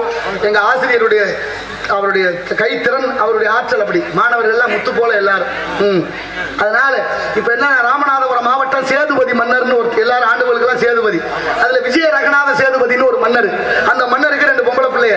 மூத்தவ சிவகாமி நாச்சியா, இளையவர் ராஜலட்சுமி நாச்சியா. 2 பொம்பளை பிள்ளைகளும் பெரிய பிள்ளைகள் ஆயிடுச்சு. பெரிய பிள்ளைகள் ஆன உடனே அவர் கல்யாணம் பண்ணி கொடுக்கணுமே, எனக்கு தாய் இல்ல, தகப்பனே வளர்க்கிறாரு விஜய ரகநாத சேதுபதி. என்ன செய்யலாம்னு யோசிக்கிறாரு. அவருக்கு தங்கச்சி மைய ஒருத்தர் இருந்தாரு, தண்டபாணி தேவர்னு. இந்த தண்டபாணி தேவருக்கு கல்யாணம் பண்ணி கொடுக்கலாமேன்னு மக இளையவளை கூப்பிட்டு கேட்கிறாரு. அப்பா, அம்மா உன்னை நம்ம மாமாவை கல்யாணம் பண்ணி கொடுக்கலாம்னு நினைக்கிறேன், உன் விருப்பத்தை சொல்லுன்னு கேட்டார். ராஜலட்சுமி சொன்னா, அப்பா என்னைய கல்யாணம் பண்ணி கொடுக்கறத விட நம்ம அக்கா தான் மாமாவை ரொம்ப நேசிக்கிறா, விரும்புறா, அதனால நீங்க அக்காவை கல்யாணம் பண்ணி கொடுங்கன்னு சொல்ல அப்பாவுக்கு ரொம்ப சந்தோஷம். ஒன்னும் பிரச்சனை இல்லை, நான் உன்னை கட்டலாம்னு நினைச்சேன், அக்கா விரும்புறான்னு சொன்னதுனால உங்க 2 பேருமே என் தங்கச்சி மகன் தண்டபாணி தேவர் கல்யாணம் பண்ணி கொடுக்குறேன்னு கொடுத்துட்டாரு. தங்கச்சி மகனுக்கு 2 பொண்ணையும் கட்டி கொடுத்து ராமேஸ்வரத்துல குடும்பம். மாப்பிள்ளை சொல்றாரு, மாப்பிள்ளை என் 2 கண்ணையும் உங்கள்கிட்ட ஒப்படைச்சிருக்கிறேன், அதுல ஆனந்த கண்ணீர் தான் வரணும், என் பிள்ளைகளை நல்லவிதமா பாத்துக்கங்க. இந்த ராமேஸ்வரம் பகுதி எல்லாம் உங்க கட்டுப்பாட்டுல இருக்கட்டும். ராமநாத சுவாமி கோயில் இருக்குல்ல, கோயிலும் உங்க பொறுப்பு. நான் இந்த நாளைக்கு அந்த காலத்துல படகுல தான் போய் படகுல தான் வரணும், பாலமெல்லாம் கட்டல அப்படின்னு ஒப்படைச்சிட்டாரு. ராமநாதபுரம் சமஸ்தானத்துல இருக்காரு மன்னர், அங்க மருமையை இருக்காரு, மகள்லாம் இருக்காரு. இப்ப படகுல போய் வர்றதுக்கு கொஞ்ச நாளைக்கு அப்புறம் மருமையை ஒரு கட்டளை போடுறாரு, 25 பைசா கட்டணம் வசூல் பண்ண சொல்லி. வடக்கேருந்து ஒரு ஐயர் வர்றாரு, அவர் ஏறி அதுல உட்கார்றாரு படகுல. காசு கொடுங்கன்னு படகு ஓட்டுறவங்க கேட்க, அவர் இல்லைன்னு கை விரிக்க, காசு இல்லைன்னா கூட்டிட்டு போக முடியாது, இறங்குன்னு இறக்கி விட்டாரு. அவர் பதறி போனார், காசில இருந்து இவ்வளவு தூரம் வந்து ஒரு 25 பைசா இல்லாம ராமநாத சாமியை கும்பிடாம போக முடியுமா? மனசு பதைக்குது. சரி, இந்த நாடு யார் பொறுப்புன்னு பார்த்தா ராமநாதபுரம் சமஸ்தானம். நேரா அரண்மனைக்கு போனாரு, மன்னரை பார்த்தாரு. மன்னரை பார்த்து அந்த அந்தனர் சொல்ற, ஐயா வணக்கம், நான் வடக்கே இருந்து வர்றேன், என்னை இந்த படகுல கூட்டிட்டு போயிட்டு கூட்டியாந்து விட சொல்லுங்க, நானும் ஜாமியம் போடணும், என்கிட்ட 25 பைசா காசு இல்லைன்னாரு. என்ன சொல்றாருன்னு மன்னர் கேட்கிறாரு. காவலர்கள் சொல்றாங்க, உங்க மாப்பிள்ளை 25 பைசா கட்டணம் வசூல் பண்ண சொல்லி இருக்கிறாரு. ஏன் இவ்வளவு நாளா என்கிட்ட சொல்லலன்னு மன்னர் கோவப்படுறாரு. உங்க மாப்பிள்ளை, நீங்க மாமனாரு, இதுல என்னத்தை நாங்க தலையிட்டோம் அப்படிங்க. இப்படித்தான் இந்த நாடே குடிச்சு வரா போச்சு. மாமே, மருமைய, அண்ணன், தம்பி, அக்கா, தங்கச்சி, சொந்த பந்தம், சாதி அப்படின்னு விட்டு கொடுத்து ஒன்னும் உருப்படல. ஆனா அவரு அதை யோசிக்கல. என் மாப்பிள்ளை தப்பு பண்ணிருக்காங்கல்ல, விசாரிக்கணும், உடனே கைது பண்ணி கூட்டி வர சொன்னாரு. 2 பொம்பளை பிள்ளைய கல்யாணம் பண்ணி கொடுத்துட்டு மருமகன் என்று மக வாழ்க்கையில கூட சிந்திக்காம மாப்பிள்ளை செய்த தவறுக்காக குற்றவாளி கூண்டிலே மருமகன், நீதிபதியாக மாமனார். இப்ப தகவல் அங்க போயிருச்சு. அக்காவுக்கு தங்கச்சிங்க சிவகாமி நாச்சியாலும் ராஜலட்சுமி நாச்சியாலும் பல்லக்கில் புறப்படுறாங்க. ராமேஸ்வரத்துல இருந்து ராமநாதபுரத்துக்கு வந்துகிட்டே இருக்கிற போது இங்க விசாரணை தொடங்குது. மாப்பிள்ளைய கேட்கிறாரு, நீதிபதியா இருக்கிற மாமனார் கேட்கிறாரு, உன் மீது குற்றம் சுமத்தப்பட்டிருக்கு, யாத்திரிகர்கள்கிட்ட 25 பைசா கட்டணம் வசூல் பண்ணதாக. என்ன சொல்றான்னு கேட்டார். நல்ல மனுஷன் வாழ்ந்த காலம், ஆமான்னு ஒத்துக்கிட்டார். இப்போ எல்லாம் பேசி பாருங்க, காலையில சொன்னது சாயந்தரம் இல்லைன்ற. எவ்வளவு சத்தியம், எவ்வளவு பிராடு, கொடுமையை பாருங்க. அவர் ஆமான்ட்டாரு, நம்ம அழுகப்படுத்துற மாட்டே என்னத்தை போய் சொல்றது. சரின்னாரா அடுத்தபடியா வாய்தா வாங்கல, அவரும் வாய்தா கேட்கல, இவரும் வாய்தா கொடுக்கல. இப்போ எல்லாம் ஒரு வழக்குக்கு 3 வருஷம் 4 வருஷம் 15-20 வருஷம்லாம் நடக்குது. நான் ஒண்ணும் சொல்ற மாதிரி இல்ல. அடுத்த வினாடிய தீர்ப்பு சொன்னார் பாருங்க. நீ செய்தது தேச துரோகமாக இருந்தால் உன்னை நாடு கடத்தி மன்னிச்சிருப்பேன். நீ செய்தது சிவ துரோகம், சிவனுக்கே துரோகம் செய்து விட்டாய், உனக்கு மன்னிப்பு கிடையாது, மரண தண்டனை, தலையை வெட்ட உத்தரவு. முடியுமா? வரலாறு என்ன கற்பிக்குது பாருங்க. என்ன படிச்சேன், என்ன வாழ்ந்தேன், என்ன நடந்துகிட்டு இருக்கு இந்த நாட்டுல. விஜயரங்கநாத சேதுபதி மன்னர் 2 பொம்பளை பிள்ளைய கட்டி கொடுத்துட்டு மாப்பிள்ளைய தலையை வெட்ட உத்தரவு 25 பைசா கட்டண வசூல் செய்ததுக்காக. ஆனா இந்த நாட்டுல எவ்வளவு ஊழல் நடக்குது. எவனையாவது தண்டிச்சிருக்கமா? 5 வருஷத்துக்கு ஒரு தடவை வாங்கி கொடுக்குற காசு வாங்கிட்டு ஓட்ட போட்டு ஆடு வாய பழந்துட்டு இருக்கோம். நம்ம கிணத்துக்கு பெரிய இடத்துக்குள்ள பாரமண கோழி முட்டை அம்மிகளை உடைக்கும். ஆனாலும் அவர் என்ன சொன்னார் தெரியுமா? இப்ப என்ன அடுத்தபடியா தகவல் அக்காவுக்கும் போது தங்கச்சிக்கும் போது, அக்கா சிவகாமிக்கு தெரியுது புருஷனை அப்பா வெட்டிட்டார், தலை கொண்டு எடுத்தாச்சுன்னு. புருஷன் இறந்து விட்டான் என்ற செய்தி அறிந்த உடனேயே அங்கேயே பல்லக்க விட்டு இறங்கி தீமூட்டி உயிர் விட்டா, அதுதான் அக்கா மடம் ராமேஸ்வரத்துல. அடுத்து தங்கச்சி இறங்கி தீமூட்டி உயிர் விட்டா, அதுதான் தங்கச்சி மடம். அக்காவும் தங்கச்சி இறந்த இடம் தான் அக்கா மடம், தங்கச்சி மடம். மடம் கட்டி அவங்க அப்பா இருக்கிற காலத்து வரைக்கும் சோறு போட்டேன். இன்னைக்கு சாலை விரிவாக்கத்துக்கு மடம் போச்சு. இப்ப என்ன சொல்றவங்க தெரியுமா? 2 மகளுடைய வாழ்க்கை பெருசு இல்ல, இந்த நாட்டோட நீதியும் நேர்மையும் நியாயமும் காப்பாற்றப்பட வேண்டும் என்று தன் மருமகனுக்கு நீதி சொன்ன நீதிமான் விஜய ரகுநாத சேதுபதி ஆண்ட மண்ணு ராமநாதபுரம். யாருக்காவது ரோசா இருக்கா? யாருக்காவது நியாயம் இருக்கா? யாருக்காவது நீதி இருக்கா?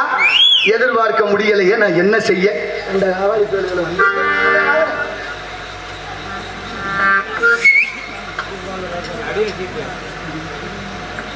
பருத்தியூரை சேர்ந்த ஜெயக்குமார் அவர்கள், அண்ணன் அவர்களுக்கு, நாரதன் அவர்களுக்கு இந்த 101 நன்கொடை.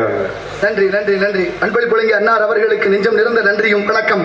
எடுப்பு என்று சொன்னால் அதற்கு எதிர்ப்பு தேவை, ஏற்ற பாவை செய்கிறார்களா கலா சேவை என்று பற்றத்தை கவனிப்போம். நாராயண நமக. இங்க இருந்து சத்தம் கொடுத்தா தான் அங்கிருந்து சத்தம் வருது.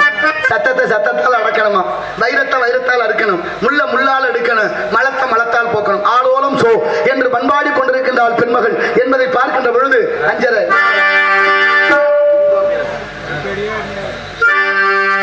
ஆனந்த தேங்காற்று தாலாட்டுதே, அலைவாயுதே,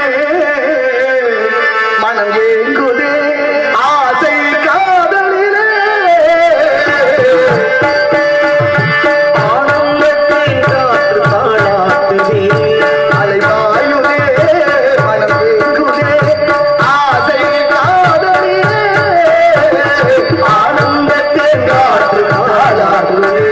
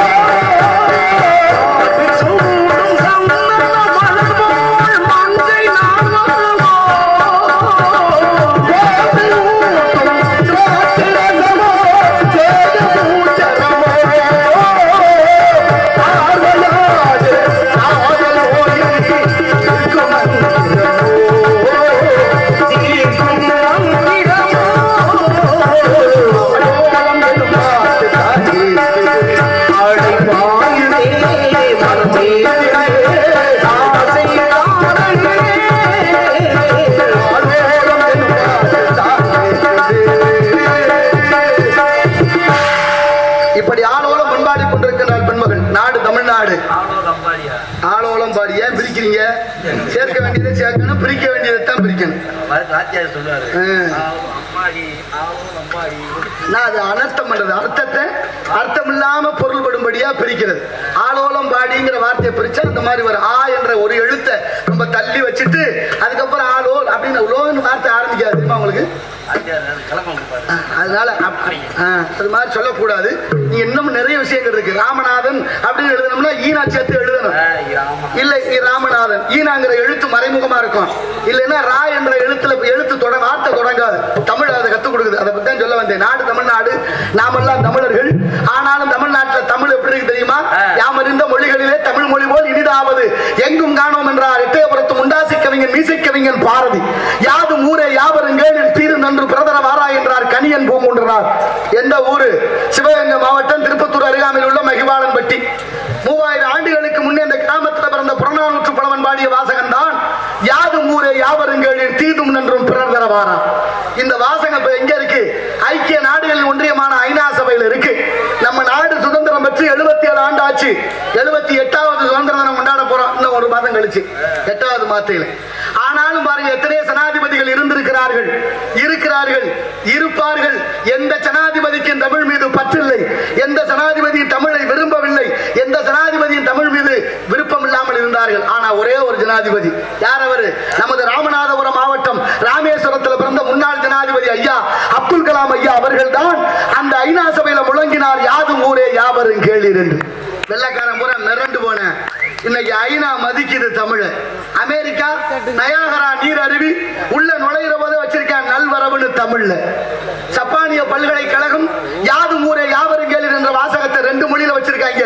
ஒன்னு அவர்கள் மொழி, இன்னொன்று நமது மொழி தாய்மொழி. இன்றும் இருக்கு. செருசலேம் கிறிஸ்தவர்களுக்கு உகந்த இடம். 10 கட்டளையை மொழிபெயர்த்து உலக மொழிகளை தேர்வு செய்ததில் நிறைவாக நம்ம மொழி தாய்மொழி. இன்றும் கல்வெட்டு உண்டு. சிங்கப்பூர் போகாத நாடுகள் நிறைய பேர் சிங்கப்பூர்ல இருக்காங்க நம்ம தமிழர்கள். சாங்கி விமான நிலையத்துக்களை விமானம் உள்ள நுழைகிற போதே அறிவிப்பு வைக்கிறான். சாங்கி விமான நிலையம் உங்களை அன்போடு வரவேற்கிறது என்று தமிழ்ல இருக்கா? ஆனா சிங்கப்பூர் ரூபாயை பார்த்திருக்கீங்களா? தமிழ் எத்தனை இடத்துல இருக்கு? 3வது இடத்துல இருக்கு. உலக நாடுகளில் 6 நாடுகளில் தமிழ் ஆட்சி மொழியா இருக்கு. தமிழ்நாட்டிலும் இந்தியாவிலையும் தமிழ் இருக்கு. நிலைமை நினைச்சு பாருங்க. ஆனாலும் அதை பத்தி சிந்திக்க ஒருத்தர் கிடையாது. லண்டன்ல நம்ம நாட்டு ரூபா நோட்ல எத்தனாவது இடத்துல இருக்கு தமிழ்? 13வது இடத்துல இருக்கு. அப்ப எவ்வளவு கொடுமை நடந்துகிட்டு இருக்கு, எப்படி எல்லாம் நடக்குது, ஏன் சிந்திக்க மறுக்கிறோம்? ஆனால் என்ன காரணம்? எல்லாம் காசை வாங்கிட்டு அத்தனையும் மறந்துடும். நீங்க ரொம்ப வேண்டாம். லண்டன்ல பசுமாடு அம்மானு கத்துடும். கொடுமை இல்லது. லண்டன் மாடுன்னா அம்மானு கத்தலாமா? மம்மின்னு கத்திருக்கணும், இல்லைன்னா மதர்ன்னு கத்திருக்கணும். அம்மானு கத்தி பிடிச்ச. ஏன்னா லண்டன் மாட்டுக்கு தெரிஞ்சிருக்கு தமிழ் மொழியினுடைய சிறப்பு. லண்டன் மாடு தமிழை மதிக்குது. பல எரும மாடுல தமிழ்நாட்டில் தமிழை தொலைச்சிருச்சு. தமிழ நாட்டிலையும் தமிழ் இல்ல, தமிழ வீட்டிலையும் தமிழ் இல்ல, தமிழ நாட்களையும் தமிழ் இல்ல. யார் வீட்டுல தமிழ்ல பேர் இருக்கான்னு கேட்டு பாருங்க. இப்ப யாசிகா, அபர்ணா, பிரித்திகா, தர்ஷினி, மகிஷா, சர்மா, குருமா, வருமா அப்படின்னு. ஆமா, குருமானு பேர் வைப்போம். ஏன்னா பிள்ளைய நம்ம பெற்றுவிட்டு நம்ம பேர் வைக்கல, இன்னொருத்தனை பேர் வைக்க சொன்னா அவன் வைக்கிறான். இதான் நடக்கிற சிக்கல். ஏன்னா அவன் குருமானு வை யோகம் வரும்னா அதையும் நம்புவோம். தப்பு தானே? நம்மளோட பிள்ளைகளுக்கு நம்ம பேர் வச்சிருக்கணும்ல. யாசிகானா என்ன அர்த்தம்? யாசகம்னா பிச்சை, யாசிகானா பிச்சைக்காரின்னு அர்த்தம். மகிஷானா என்ன? எரும மாடுன்னு அர்த்தம். தர்ஷினா அமாவாசை இருட்டுன்னு அர்த்தம். அபர்ணான்னா அம்மனமானவள் என்று அர்த்தம். அத்தனை வடமொழிப்பார் பேர்கள். தமிழ்ல பேர் இருக்கே, ரொம்ப அழகான தமிழ் அல்லவா? என்னை நன்றாக இறைவன் படைத்தவன் தன்னை நன்றாக தமிழ் செய்யுமாறு நெஞ்சை அள்ளும் சிலப்பதிகாரம் அணி ஆரம் படைத்த தமிழ்நாடு. வள்ளுவன் தன்னை உலகினுக்கு தந்து வான்புகள் கொண்ட தமிழ்நாடு. எங்கள் வாழ்வும் எங்கள் வளமும் மங்காத தமிழ் என்று சங்கே முழங்கு என்று பாடினானே இறைவன். ஈசனா சுந்தரத்தை பார்த்து சொல்றார், சுந்தரா அச்சனை பாட்டேயாகும் சொற்றமிழ் பாடுக தூமரை பாடுவாய. இருக்குல்ல இலக்கியங்கள் அத்தனை கற்பிக்குது. தமிழ்ல பேர் வச்சா கசக்குதா உங்களுக்கு? நான் கேட்கிறேன் ஒன்னே ஒண்ணு. வடநாட்டு சுதந்திர போராட்ட வீரர்களுடைய பெயர்களை உங்க பிள்ளைகளுக்கு எல்லாம் வச்சிருக்கீங்க. காந்தி, நேரு, பகத்சிங், சுபாஷ் சந்திரபோஸ், சிவாஜின்னு பேர் இருக்கு நம்ம தமிழ்நாட்டுல. எவனாவது வடநாட்டுக்காரன் மருதுபாண்டியர்கள், முத்துராமலிங்க தேவர், காமராஜர், கொடிகாத்த குமரன், சுந்தரலிங்கம் இப்படி பேர் இருக்கா? வச்சிருக்காங்க. அவன் வைக்கலையே. நம்ம ஏன் அவங்க பேரை புறம் வச்சுக்கிட்டு நம்மளை மறந்துட்டோமே? வந்தாரை வாழ வைக்க வந்த தமிழ்நாடு. எங்க இருக்கு சிக்கல் என்பதை உணராமல் இந்த தமிழ் சமூகம் தடிகட்டு போறதனுடைய விளைவு நாளைய வரலாறு தப்பாக மாறும் என்பதை வருங்கால பிள்ளைகளுக்கு உரைக்க வேண்டும். அதுதான் என்னோட நோக்கம். இந்த மண்ணுக்கு, இந்த மண்ணுக்கு, இந்த மக்களுக்கு, இந்த மொழிக்கும் ஏதேனும் ஒரு பிரச்சனை என்றால் தன்னையே தகமைத்துக் கொள்ளுமா? அதுதான் இயற்கையினுடைய பேரிடர்கள். தேர்தல்கள் வந்து கொண்டிருக்கு. 5வதாக இந்த பூமி நம்மளை தண்டிக்க போகுது. எத்தனை பேருக்கு தெரியும்? வருஷம் பிறந்தது சித்திரை 1 சஷ்டியில. இந்த வருஷம் குரோதி வருடம். குரோதியினுடைய ஆண்டு பலன் ரொம்ப மோசமா இருக்கு. அதை விட இயற்கையை நீங்க அழிக்க அழிக்க இயற்கை நம்ம அழிக்க தயாராகிடுச்சு. அப்படின்னா பஞ்சபூதம்னா என்ன? அதாவது பஞ்சபூதம்னு என் பேர் வச்சான். பூதம்னா தாங்குமா? 5 நிலம் தான் தாங்க. நீர், நிலம், நெருப்பு, காற்று, ஆகாயம். இத்தனையும் வேறு விதமாக மாறி 2024 முடிவுக்குள்ளே நடக்க போகுதுன்னு ஆய்வாளர்களும் சொல்லிட்டாங்க, சித்தர்களும் எழுதிட்டாச்சு. நான் என்ன வேண்டிக்கிறேன்? ஒரே ஒரு வேண்டுதல். இந்த ஐயா சாமியை வேண்டிக்கிற முனீஸ்வரர் ஐயா, ஒருவேளை அந்த மாதிரி இயற்கை மழை அதிகமா பெய்து சேதம் ஏற்படாமல், அது மாதிரி கடல் பொங்கி வந்துடாம, சென்னையை பாதி அழிக்க போது எழுதி வச்சுட்டாங்க. அடுத்து இந்த எரிகற்கள் கொட்டாம, காத்து 500 கிலோமீட்டர் வேகத்துல வீசாம, அப்படியே வீசினாலும் யாரை காப்பாற்றணும் தெரியுமா? இந்த மண்ணையும் இந்த மக்களையும் இந்த மொழியையும் நேசிக்கிற அந்த நல்லவர்களை எல்லாம் விட்டு வச்சுட்டு, யாரெல்லாம் இந்த மண்ணுக்கும் மக்களுக்கும் மொழிக்கு எதிராக இருக்கானோ அவனை அப்புறம் போட்டுருன்னு சொல்றேன். அதுதான் நான் வேண்டேன். வேற என்ன வேண்டேன்? அதுதான் செய்ய முடியும். நாளைய தலைமுறை வாழ்றதுக்கு வழி இல்ல. அத்தனை தப்பு தப்பா போச்சு. அதை பத்தி பேசவும் நாதி இல்ல. நினைச்சு பாருங்க. 1947 சுதந்திரம் கிடைச்சிச்சு. சுதந்திரம் கிடைச்சோட நேரு பிரதமர். நேரு கையில செங்கோல் கொடுக்க யாரை கூப்பிட்டாங்க? தமிழ்நாட்டுல திருவாரூர் மடாதிபதியை கூப்பிட்டாங்க. அவருக்கு போக முடியல. கட்டளை தம்புரானும் ஓதுவாரையும் அனுப்பி வச்சாரு. இன்னைக்கு வரைக்கும் பாட புத்தகத்துல இல்ல. வரலாறு தமிழருடையது எப்படி மறைக்கப்பட்டிருக்கு? யாராவது வாய் திறக்க வழி இருக்கா? வழி இருக்கா? மறைத்து விட்டார்கள். நானே படிக்கல, வேற பக்கம் படிச்சு தெரிஞ்சுக்கிட்டேன். ஆனால் செங்கோல் கொடுக்கும்போது பாடுன பாட்டு என்ன தெரியுமா? சுத்தமான தமிழ் பாட்டு. மூவர் பாடிய தேவாரத்தில் ஞான சம்பந்த பெருமான் பாடிய வேகிர் தோழிபந்தன் விடமுண்ட கண்டன் மிக நல்ல வீண தடவி ஆசரு நல்ல நல்லாவை நல்ல நல்ல வானில் அடியார் அரசாழ்வது ஆணி நமதே என்று சுத்தமான தமிழ் பாட்டு பாட்டி நேரு கையில செங்கோல் கொடுத்தாங்க. வரலாறு தெரியலையே, மறைஞ்சு வச்சே. இன்னைக்கு நேரு கையில செங்கோல் கொடுத்தாச்சு. கொடுத்தா வாங்கி சோத்துல வச்சா போதுமா? அந்த வரலாறு பாட புத்தகத்துல வைக்கணும். நாளைய தலைமுறை படிக்கணும். அதுதான் சரியா இருக்கும். அப்படி இல்லைன்னா அது கொடுத்தும் பிரயோஜனம் இல்லை. டெல்லி வழியாக இந்தி வளர்க்க துடிக்கிறார்கள். கோயில் வழியாக சமஸ்கிருதம் வளர்க்கிறார்கள். கல்வி வழியாக ஆங்கிலம் வளர்க்கிறார்கள். இசை வழியாக தெலுங்கு வளர்க்கிறார்கள். நாம் எல்லாம் தமிழர்கள். எது வழியாக தமிழ் வளர்க்க போறோம்? தமிழர்களே, சற்று சிந்தித்து பாருங்கள். இந்த உயிரும் இந்த உடலும் தமிழாலே. தமிழ் உலகத்துக்கே மூத்த மொழி. தமிழ் மூத்த மொழியை விட தமிழினமும் மூத்த தமிழினம். அதனாலே தமிழ் தான் சிறந்தது. தமிழ் தான் உலகம். அதுதான் மற்ற மொழியை நான் தாழ்வா சொல்ல வரல. எங்க அம்மா நல்லா இருக்குங்கிறதுக்காக மற்றவங்க அம்மா நான் குறை சொல்லல. ஆனாலும் எல்லா மொழிகளுக்கும் மூத்த மொழி என் தாய்மொழி தமிழ். அந்த பற்றோடு அந்த இனத்தோடு வேறுபாடு இல்லாமல் இருக்க வேண்டும். தமிழ்ல பேர் வைங்க. தமிழ் தான் நம்மை வாழ வைக்கும். கட்டடத்தபரம் எங்கனங்கமன எரளவளல வல்லினம் வெள்ளின இடையினம் என்ற இனத்திலே ஒரு எழுத்து சேர்த்து தமிழ் தமிழடியாக பிறந்தது என்பதை உணர்வோம். ஆதரவைங்க. பணபந்தியிலே குணங்குப்பையிலே இதை பார்த்து அறிந்து நடக்காதவன் மனிதனில்லே, பிழைக்கும் மனிதனில்லே. பணபந்தியிலே குணங்குப்பையிலே இதை பார்த்து அறிந்து நடக்காதவன் மனிதனில்லே, பிழைக்கும் மனிதனில்லே. பணபந்தியிலே குணங்குப்பையிலே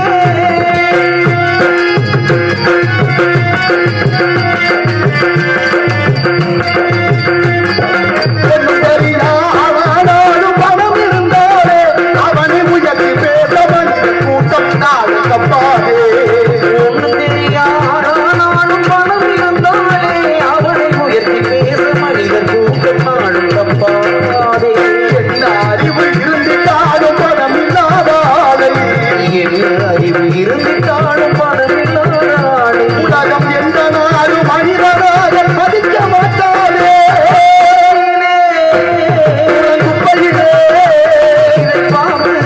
நடக்காதவன் மனிதனில்லை, மனிதனில்லை.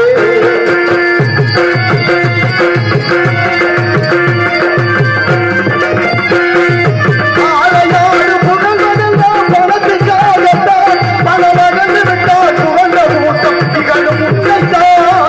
ஆலையாடு புகழ்வதெல்லாம் பணத்துக்காகத்தான். பணம் அகன்று விட்டால் புகழ்ந்த கூட்டம் திகழும் உண்மைத்தான். ஏழ்மை இறைவன் தானே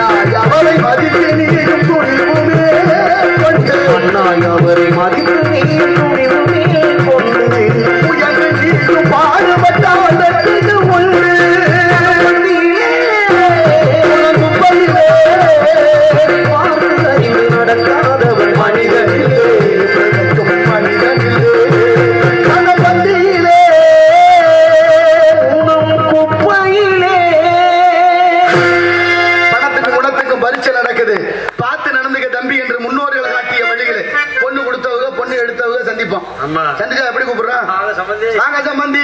ஆமா சம்பந்தி. என்ன உங்க சம்பந்தி இப்படி வந்துட்டு போறாரு? அப்படித்தான் பேசுறோம். சம்பந்தினா என்ன அர்த்தம் தெரியுமா? சம்முனா நல்ல, மந்தினா குரங்கு, வாங்க நல்ல குரங்குங்கிறான். அவரு ஆமா குரங்குன்னு சோறு தின்னுட்டு போறாரு. அப்படியா சொல்றது? சொல்லக்கூடாது இல்ல. சம்முனா நல்ல, பந்தம்னா உறவு. அங்க மானா வரக்கூடாது, பானா வரணும். சம்பந்தி பந்தம்னா உறவு, வாங்க நல்ல உறவேன்னு கூப்பிடணும். ரொம்ப வேண்டாம். தாமதமா வந்தா என்ன கேக்குறான்? லேட்டுன்னா என்ன வார்த்தை? செத்து போனவங்களை குறிக்கும் சொல். லேட்டுங்கிற வார்த்தை ஆங்கிலம். ஆனா லேட்டுங்கிறதுக்கு அர்த்தம் என்னன்னா செத்தவங்களை சொல்ற வார்த்தை. பத்திரிகை எல்லாம் பார்த்திருக்கோம்ல. அப்ப லேட்டுன்னா என்ன அர்த்தம்? இறந்தவர்களை குறிக்கும் சொல்லு. ஆனாலும் தமிழர்கள் உயிரோட சாக பிடிக்குதே. என்னத்தை சொல்ல? பாமர மக்கள் இன்னைக்கு வரைக்கும் மக்களை பாமர மக்களாவே வச்சிருக்கு இந்த நாடு. பாமர மக்கள் சொல்லலாம் தெரியல, அறியலன்னு ஏதோ லேட்டுன்னு சொல்றான். இந்த நாட்டுல தான் படிச்ச அதிகாரியை பூரா லேட்டுங்கிறேன். அப்படின்னா எந்த லட்சணத்துல தமிழ் வளர்த்திருக்காங்க பாருங்க. இதுக்கு மேல என்ன செய்ய? என்ன சொல்லணும்? தமிழ் அவ்வளவு உயர்ந்த மொழி. நாங்க தான் தமிழ் வளர்த்தோம். அரசாங்க முத்திரை இருக்கு தெரியுமா? ஸ்ரீவில்லிபுத்தூர் கோபுரம், ஆண்டாள் கோபுரம், அதான முத்திரை. வாயுமே வெல்லும். படிச்சவங்க யோசிச்சு பாருங்க. தமிழ்நாடுன்னு போட்டிருக்காங்க. தமிழ்நாடுன்னு ஆங்கிலத்துல இருக்கு. ஆங்கிலத்துல இருந்தா எப்படி போடணும்? டிஹெச் ஏதானே வரணும். அங்க இருக்காது பாத்துருங்க. டிஐ உண்மையை அப்படின்னா தமிழ்நாடுன்னு இருக்கு. ஆமா, எத்தனை பேர் பார்த்திருப்பீங்க? ஏன் அப்படி வச்சாங்க? ஏன்னா வெள்ளக்காரனுக்கு தமிழ்னு வார்த்தை வரல. அவன் வச்சான் தமிழ்நாடுன்னு அதை அப்படியே வச்சுக்கிட்டு இன்னமும் பாதுகாத்துக்கிட்டு இருக்கான். என்னத்தை சொல்ல இந்த நாடு போற போக்கு. ஆண்டவன் படைப்புல எல்லாருக்கும் 6 அறிவு தானே இருக்கா? எத்தனை பேருக்கு இருக்கு 6 அறிவு? எத்தனை பேருக்கு வேலை செய்யுது? சில பேருக்கு 5 அறிவான், சில பேருக்கு 4 அறிவான். மாவு மாக்களும் ஐயறிவினவை என்பது தொல்காப்பியம். மக்களும் விலங்கு ஒண்ணுன்னு பாடுறாரு ராமாயணத்துல கம்பர். உங்களுக்கு இன்னும் புரியுற மாதிரி சொல்றேன். சில வீட்டுல போய் கேட்டு பாருங்க, ஏமா உங்க வீட்டுக்காரங்க இந்த அங்கிட்டு தான் திரும்பி அப்புறம் வரணும். ஆடு மாடுதான் அப்படி ஆகி போச்சு இல்ல சொல்றாங்களா இல்லையா? அப்ப என்ன அர்த்தம்? ஆடு மாடு அட்டை அரணை பாம்பு பள்ளி ஒட்டகம் ஓன அத்தனை இந்த வடிவத்தில் வளர வைத்தான் இறைவன். மனிதன் ஒருவனைத்தானே மேல் நோக்கி வளர வைத்தான். அதனாலதானே தமிழ் இலக்கணம் அதற்கு உயர்திணை என்று பெயர் வைத்தது. நீங்க அழகா பதில் சொல்லுங்க. மேடுன்னா பள்ளம், இரவுன்னா பகல், வரவுன்னா ஆணுன்னா பெண்ணு, எல்லாம் 2 இருக்கா? இப்ப உயர்வுன்னா எதிர்ப்பதம் என்ன இருக்கணும்? தாழ்வுன்னு இருக்கணும். உயர்வுன்னா தாழ்வுன்னு இருக்கணும். ஆனா தமிழனுடைய உயர்ந்த குணமும் உயர்ந்த பண்பாடும் ஒரு அறிவு குறைஞ்ச விலங்குகளை தாழ்வுன்னு சொல்லக்கூடாதுன்னு அட்டின்னு பேர் வச்சேன். இன்னமும் சொல்றேன் புரியுற மாதிரி. பாகற்காய் இனிக்குமா கசக்குமா? கசக்கிற காய்க்கு கசப்பு காயின்னு தானே பேர் வச்சிருக்கணும். ஏன் பாகற்காய்னு பேர் வச்சா? ஏன்னா அதுல இனிப்பு இல்லைங்கிறத சொல்லாம சொல்றது. இப்ப உங்களுக்கு இன்னும் உதாரணம் சொல்றேன். பாகுன்னா இனிப்பு, அற்றதுன்னா இல்ல. அதுல இனிப்பு இல்லைங்கிறதுக்கு தான் பாகற்காய் அப்படின்னு பேர் வச்சேன். வேணா ஒருத்தர் ரொம்ப கஞ்சமா இருக்காருன்னு வச்சுங்க. ஏயா கஞ்சத்தனமா இருக்கேன்னா கோவம் வந்துடும். ஏயா இவ்வளவு கருமையா இருக்கேன்னா கோவம் வந்துடும். அண்ணன் ரொம்ப சிக்கனம் போல இருக்கு, கொஞ்சம் பார்த்து செய்யறது அப்படின்னா கொஞ்சம் மனசு இறங்கும். வார்த்தை தாங்க. ஒரு வார்த்தை வெல்லும், ஒரு வார்த்தை கொல்லும். சொல்வாக்கும் செல்வாக்கும் தேவர்கள் திருவாக்கு. சொல்வாக்கு தவறிவிட்டால் நாரிய புண்ணாக்கு. எப்படி இருக்கு நம்ம நாடோட பண்பாடும் பழக்க வழக்கமும்? சித்திரம் கைப்பழக்கம், செந்தமிழ் நாப்பழக்கம், வைத்தவர் கல்வி மனப்பழக்கம், நிட்ட நடை நடைப்பழக்கம், நட்பும் தயையும் குடையும் பிறவிக்கணும். ஒவ்வொரு மாநிலத்திலையும் அவரவருடைய தாய்மொழியில படிச்சாத்தான் பட்ட படிப்பு பட்டம் வாங்க முடியும். அவரவருடைய தாய்மொழியில படித்தால் மட்டும்தான் பட்டப்படிப்போட பட்டம் வாங்க முடியும். தாய்மொழியை படிக்காம ஒரு மாநிலத்துல பட்டம் வாங்க முடியும்னா எந்த மாநிலம்? நம்ம தமிழ் மாநிலம் தான். இந்த கொடுமையெல்லாம் எங்கேயாச்சும் உண்டா? அப்ப எந்த லட்சணத்துல நம்ம இருக்கிறோம் அதை பத்தி சிந்திக்க முருகா நான் என்ன சொல்லுவேன்? தமிழ் கடவுள் முருகனுக்கு இந்த விழா, இந்த இடத்தின் சிறப்புகளை ஒவ்வொன்றாக சொல்ல அவ்வளவு இருக்கு. கொஞ்சமா நஞ்சமா அடிக்கிட்டே இருக்கலாம். ஒரு உப்பு கூட உப்பா இல்லை என் தாய்மார்களே, உப்பு கூட உப்பா இல்லை. கடற்கரையில இருந்து உப்பு வண்டி வண்டியா கொண்டாந்து ஊர் ஊரா வித்தாங்க. அந்த உப்பு வாங்கி சாப்பிட்ட போது யாருக்கு எந்த நோயும் இல்லை. அதே உப்பை பெரிய சந்தைப்படுத்தி அதை பெரிய வணிகப்படுத்தி விட்டார்கள். கொண்டு போன முதலாளி அழுக்கா இருக்கிற உப்பை வெள்ளையாக்கணும்னு ரசாயனத்தை ஊத்தி சுத்தம் பண்ண உப்பை தூளாக்கின உப்பை பாக்கெட்ல வச்சு அதை சால்ட்னு ஆங்கிலத்துல பேர்ல வச்சு கடை வழியா விக்குது. நம்ம நைஸ் உப்புன்னு வாங்கி போறோம். நம்ம சோம்பேறித்தனம். உப்பு அள்ளி போட்டா கரையுமே, புளிதானே கை போட்டு கரைக்கணும். ஆனாலும் பாருங்க நம்ம சோம்பேறித்தனம். அந்த உப்பு தான் தேவைப்படுது. சரி, அந்த உப்பை உப்பா விற்கிறாங்களான்னு பார்த்தா இல்ல. அந்த உப்புல அயோடின் என்ற நஞ்சு கலந்துருக்கு. அயோடின் என்ற வேதிப்பொருள் கலந்து விற்குது. ஏன்னா அந்த அயோடின் தான் பெண்களுக்கு தைராய்டு நோய், கர்ப்பப்பை புற்றுநோய். ஒரு விஷயம் தெரியுமா உங்களுக்கு? 100% பெண்களுக்கு ஒரு பக்கம் மார்பகம் இல்லை தமிழ்நாட்டில். எல்லா உயிரையும் நம்ம உயிரை நினைக்கணுமா வேண்டாமா? வியாபாரம் பண்றவங்க வாங்கிட்டு போனா சரி, நமக்கு காசு வந்தா சரின்னு விற்கிறேன். வாங்குற நமக்கு உடலுக்கு ஆரோக்கியம் இருக்கான்னு யோசிக்கல. காரணம் எங்கிட்ட பொருள் வந்தா சரி, விலை குறைஞ்சா சரின்னு நினைக்கிறோம். அத்தனையும் தப்பு தப்பா மாறி போச்சு. பாத்தீங்களா? நினைச்சு பாருங்க. அப்படி உப்பு கூடுனா உடல்ல இருக்கிற உறுப்பு பூரா கெட்டு போகுது. உப்பில்லா பண்டம் குப்பையிலன்னு. உப்புல அயோடின் கலந்துருக்கு. கடையில போய் கேட்டு பாருங்க, அயோடின் கலக்காத உப்பு இருக்கான்னு. இல்லைன்றுவாங்க. ஏன்னா அந்த அளவுக்கு மாத்தியாச்சு. ஆனா அயோடின் கலக்காத உப்பும் இருக்கு. வாங்கி சாப்பிடுங்க. எதிர்கால தலைமுறையை காப்பாற்றுறதுக்கு கொஞ்சம் முனைப்பு செய்யுங்க. தாய்மார்கள், நீங்க நினைத்தால் இந்த மாற்றம் உங்களிடந்தே தொடங்கட்டும். அவ்வளவு விஷயம் இருக்கு. நீங்க ரொம்ப வேண்டாம். அதிகமா உப்பு போச்சுன்னா உடல் உறுப்பு கட்டுறது. கிட்னி கட்டு போகுது. சிறுநீரகம்னு பேரு. சிறுநீரகம்னா கிட்னி கெட்டு போயிடுது. சிறுநீரகம் கெடாம இருக்கணும்னா நமக்கு ஒரு மருந்து இருந்துச்சு தெரியுமா? 2 பேர் பேசிக்கினா என்ன ரொம்ப நேரமா பேசிக்கினா என்ன சொன்னேன்? அட ஆமா சொன்னேன், சொரக்காய்க்கு உப்பு இல்லை விடப்பா அப்படின்னு சொல்றோமா? சொரக்காய்க்கா உப்பு இல்லை. சொரக்காய் சாப்பிட்டா நமக்கு உடம்புல உப்பு இருக்காது. சொரக்காய் சாப்பிட சாப்பிட உப்பு நீர் வழியா போயிடும். அது மாசம் 1 தடவை 2 தடவை 3 தடவையாவது சொரக்காய் சாப்பிடணும். சொரக்காய் சாப்பிட்டா உடல் உறுப்புகள் தங்கம் போல பாதுகாக்கப்படும். ஆனாலும் என்ன நடந்து போச்சு? சொரக்காய் குண்டு சட்டி மாதிரி இருந்துச்சு, இன்னைக்கு புடலங்காய் மாதிரி வந்துருச்சு. தப்பு நடந்து போச்சுல்ல? புரியுதா உங்களுக்கு என்னென்ன சிக்கல் இருக்குன்னு? இங்க ஒரு சிக்கல் 2 சிக்கல் இல்ல, அத்தனையும் மாறிவிட்டது. மாற்றியது மனிதன் தான். காசுக்கு ஆசைப்பட்டு இவ்வளவு சிக்கல் இங்க நடந்துருச்சு. நம்மளும் எதை பத்தி கேட்காம வாயை மூடி மௌனிக்கிறோம். இருந்தாலும் இதை இடத்தை பார்க்கின்ற பொழுது அஞ்சல் வைங்க.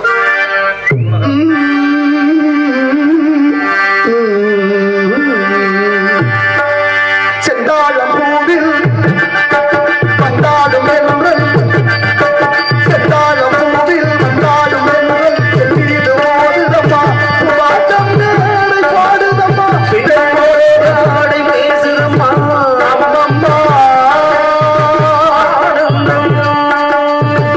அம்மம்மா ஆனந்தம்.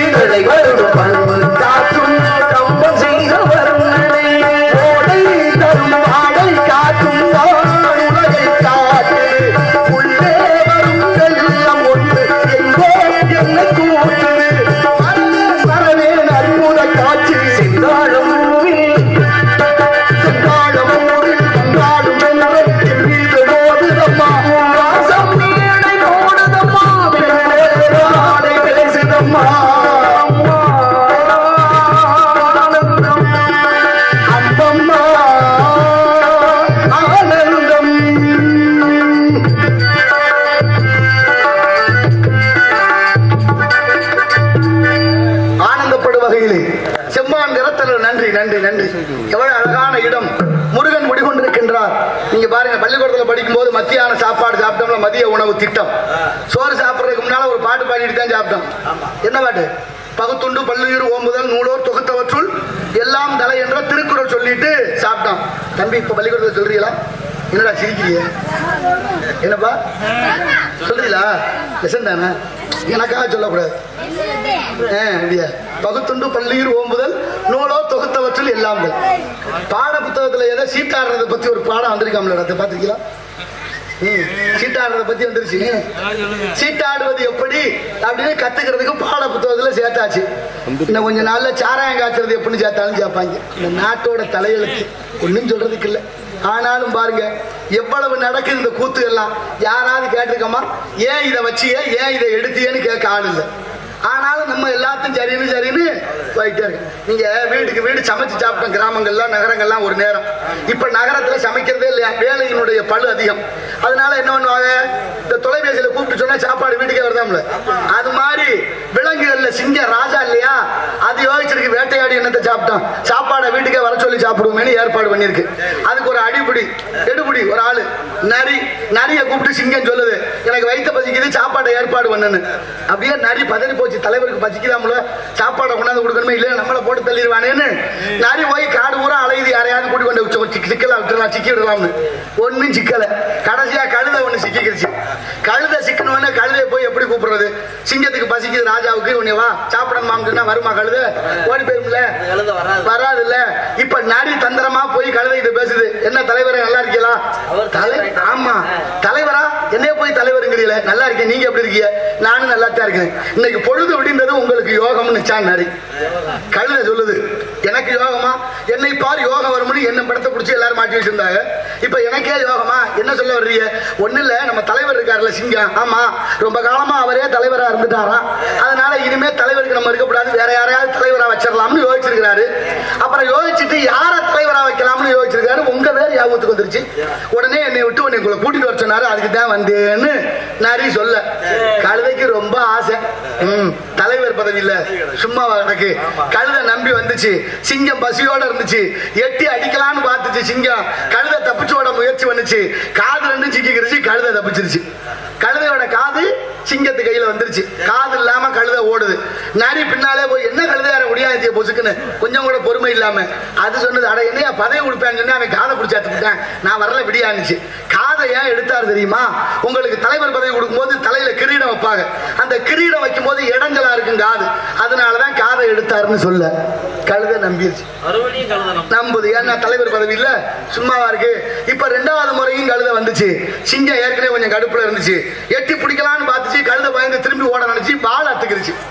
பால் இல்லாம கழுதை ஓடுது. பின்னால நரி போய் என்ன கழுதை நீ சொல்லி பேச்சு கேட்காத கழுதை வாயாம விழுந்து ஓடியாரேன்னு கேக்குது. அட போப்பா, நீ வேற பதவி கொடுப்பாருன்னா முதல்ல காதை பிடிச்சி அத்தேன், இப்ப வாழை பிடிச்சி அத்துக்கிட்டேன், இருக்கிறது உயிர் ஒண்ணுதான் அதையும் விட சொல்றியான்னுச்சு.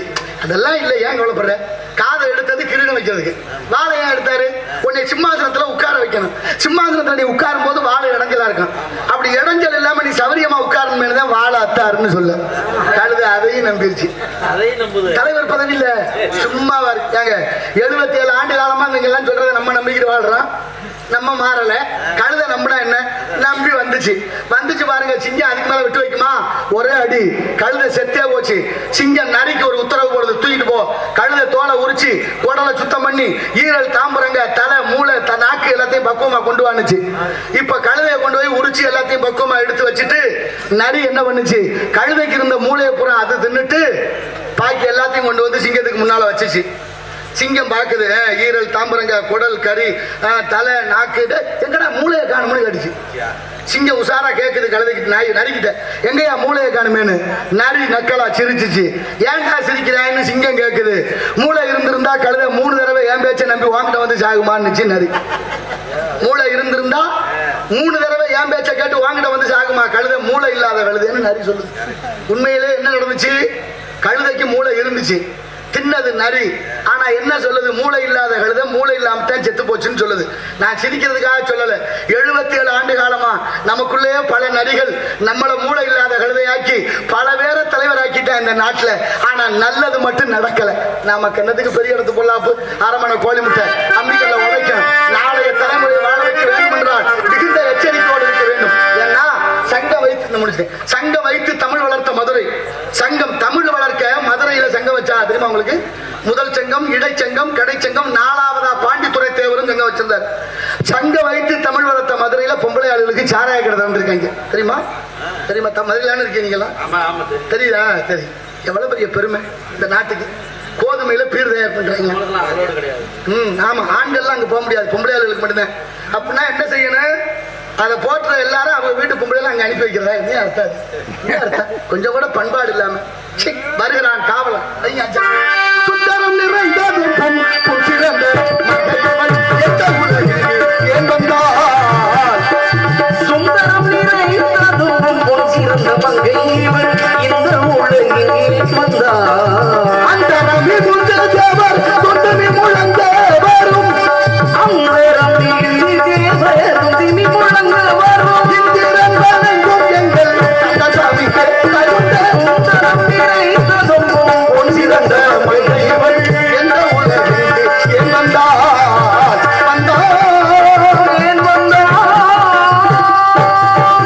வருகிறான் காவலன். அருமையான பேரு முத்துராஜ். வார்த்தையெல்லாம் முத்து முத்தா இருக்கு. ஒரு வார்த்தை கூட அசிங்கம் பேச மாட்டேன். அவன் பேச்ச கேட்டு எந்த பொம்பளையாலும் தலை குனிஞ்சது இல்ல. அவள கௌரவமான ஒரு நடிகர். என்னத்தானே சொல்ல. சரி வர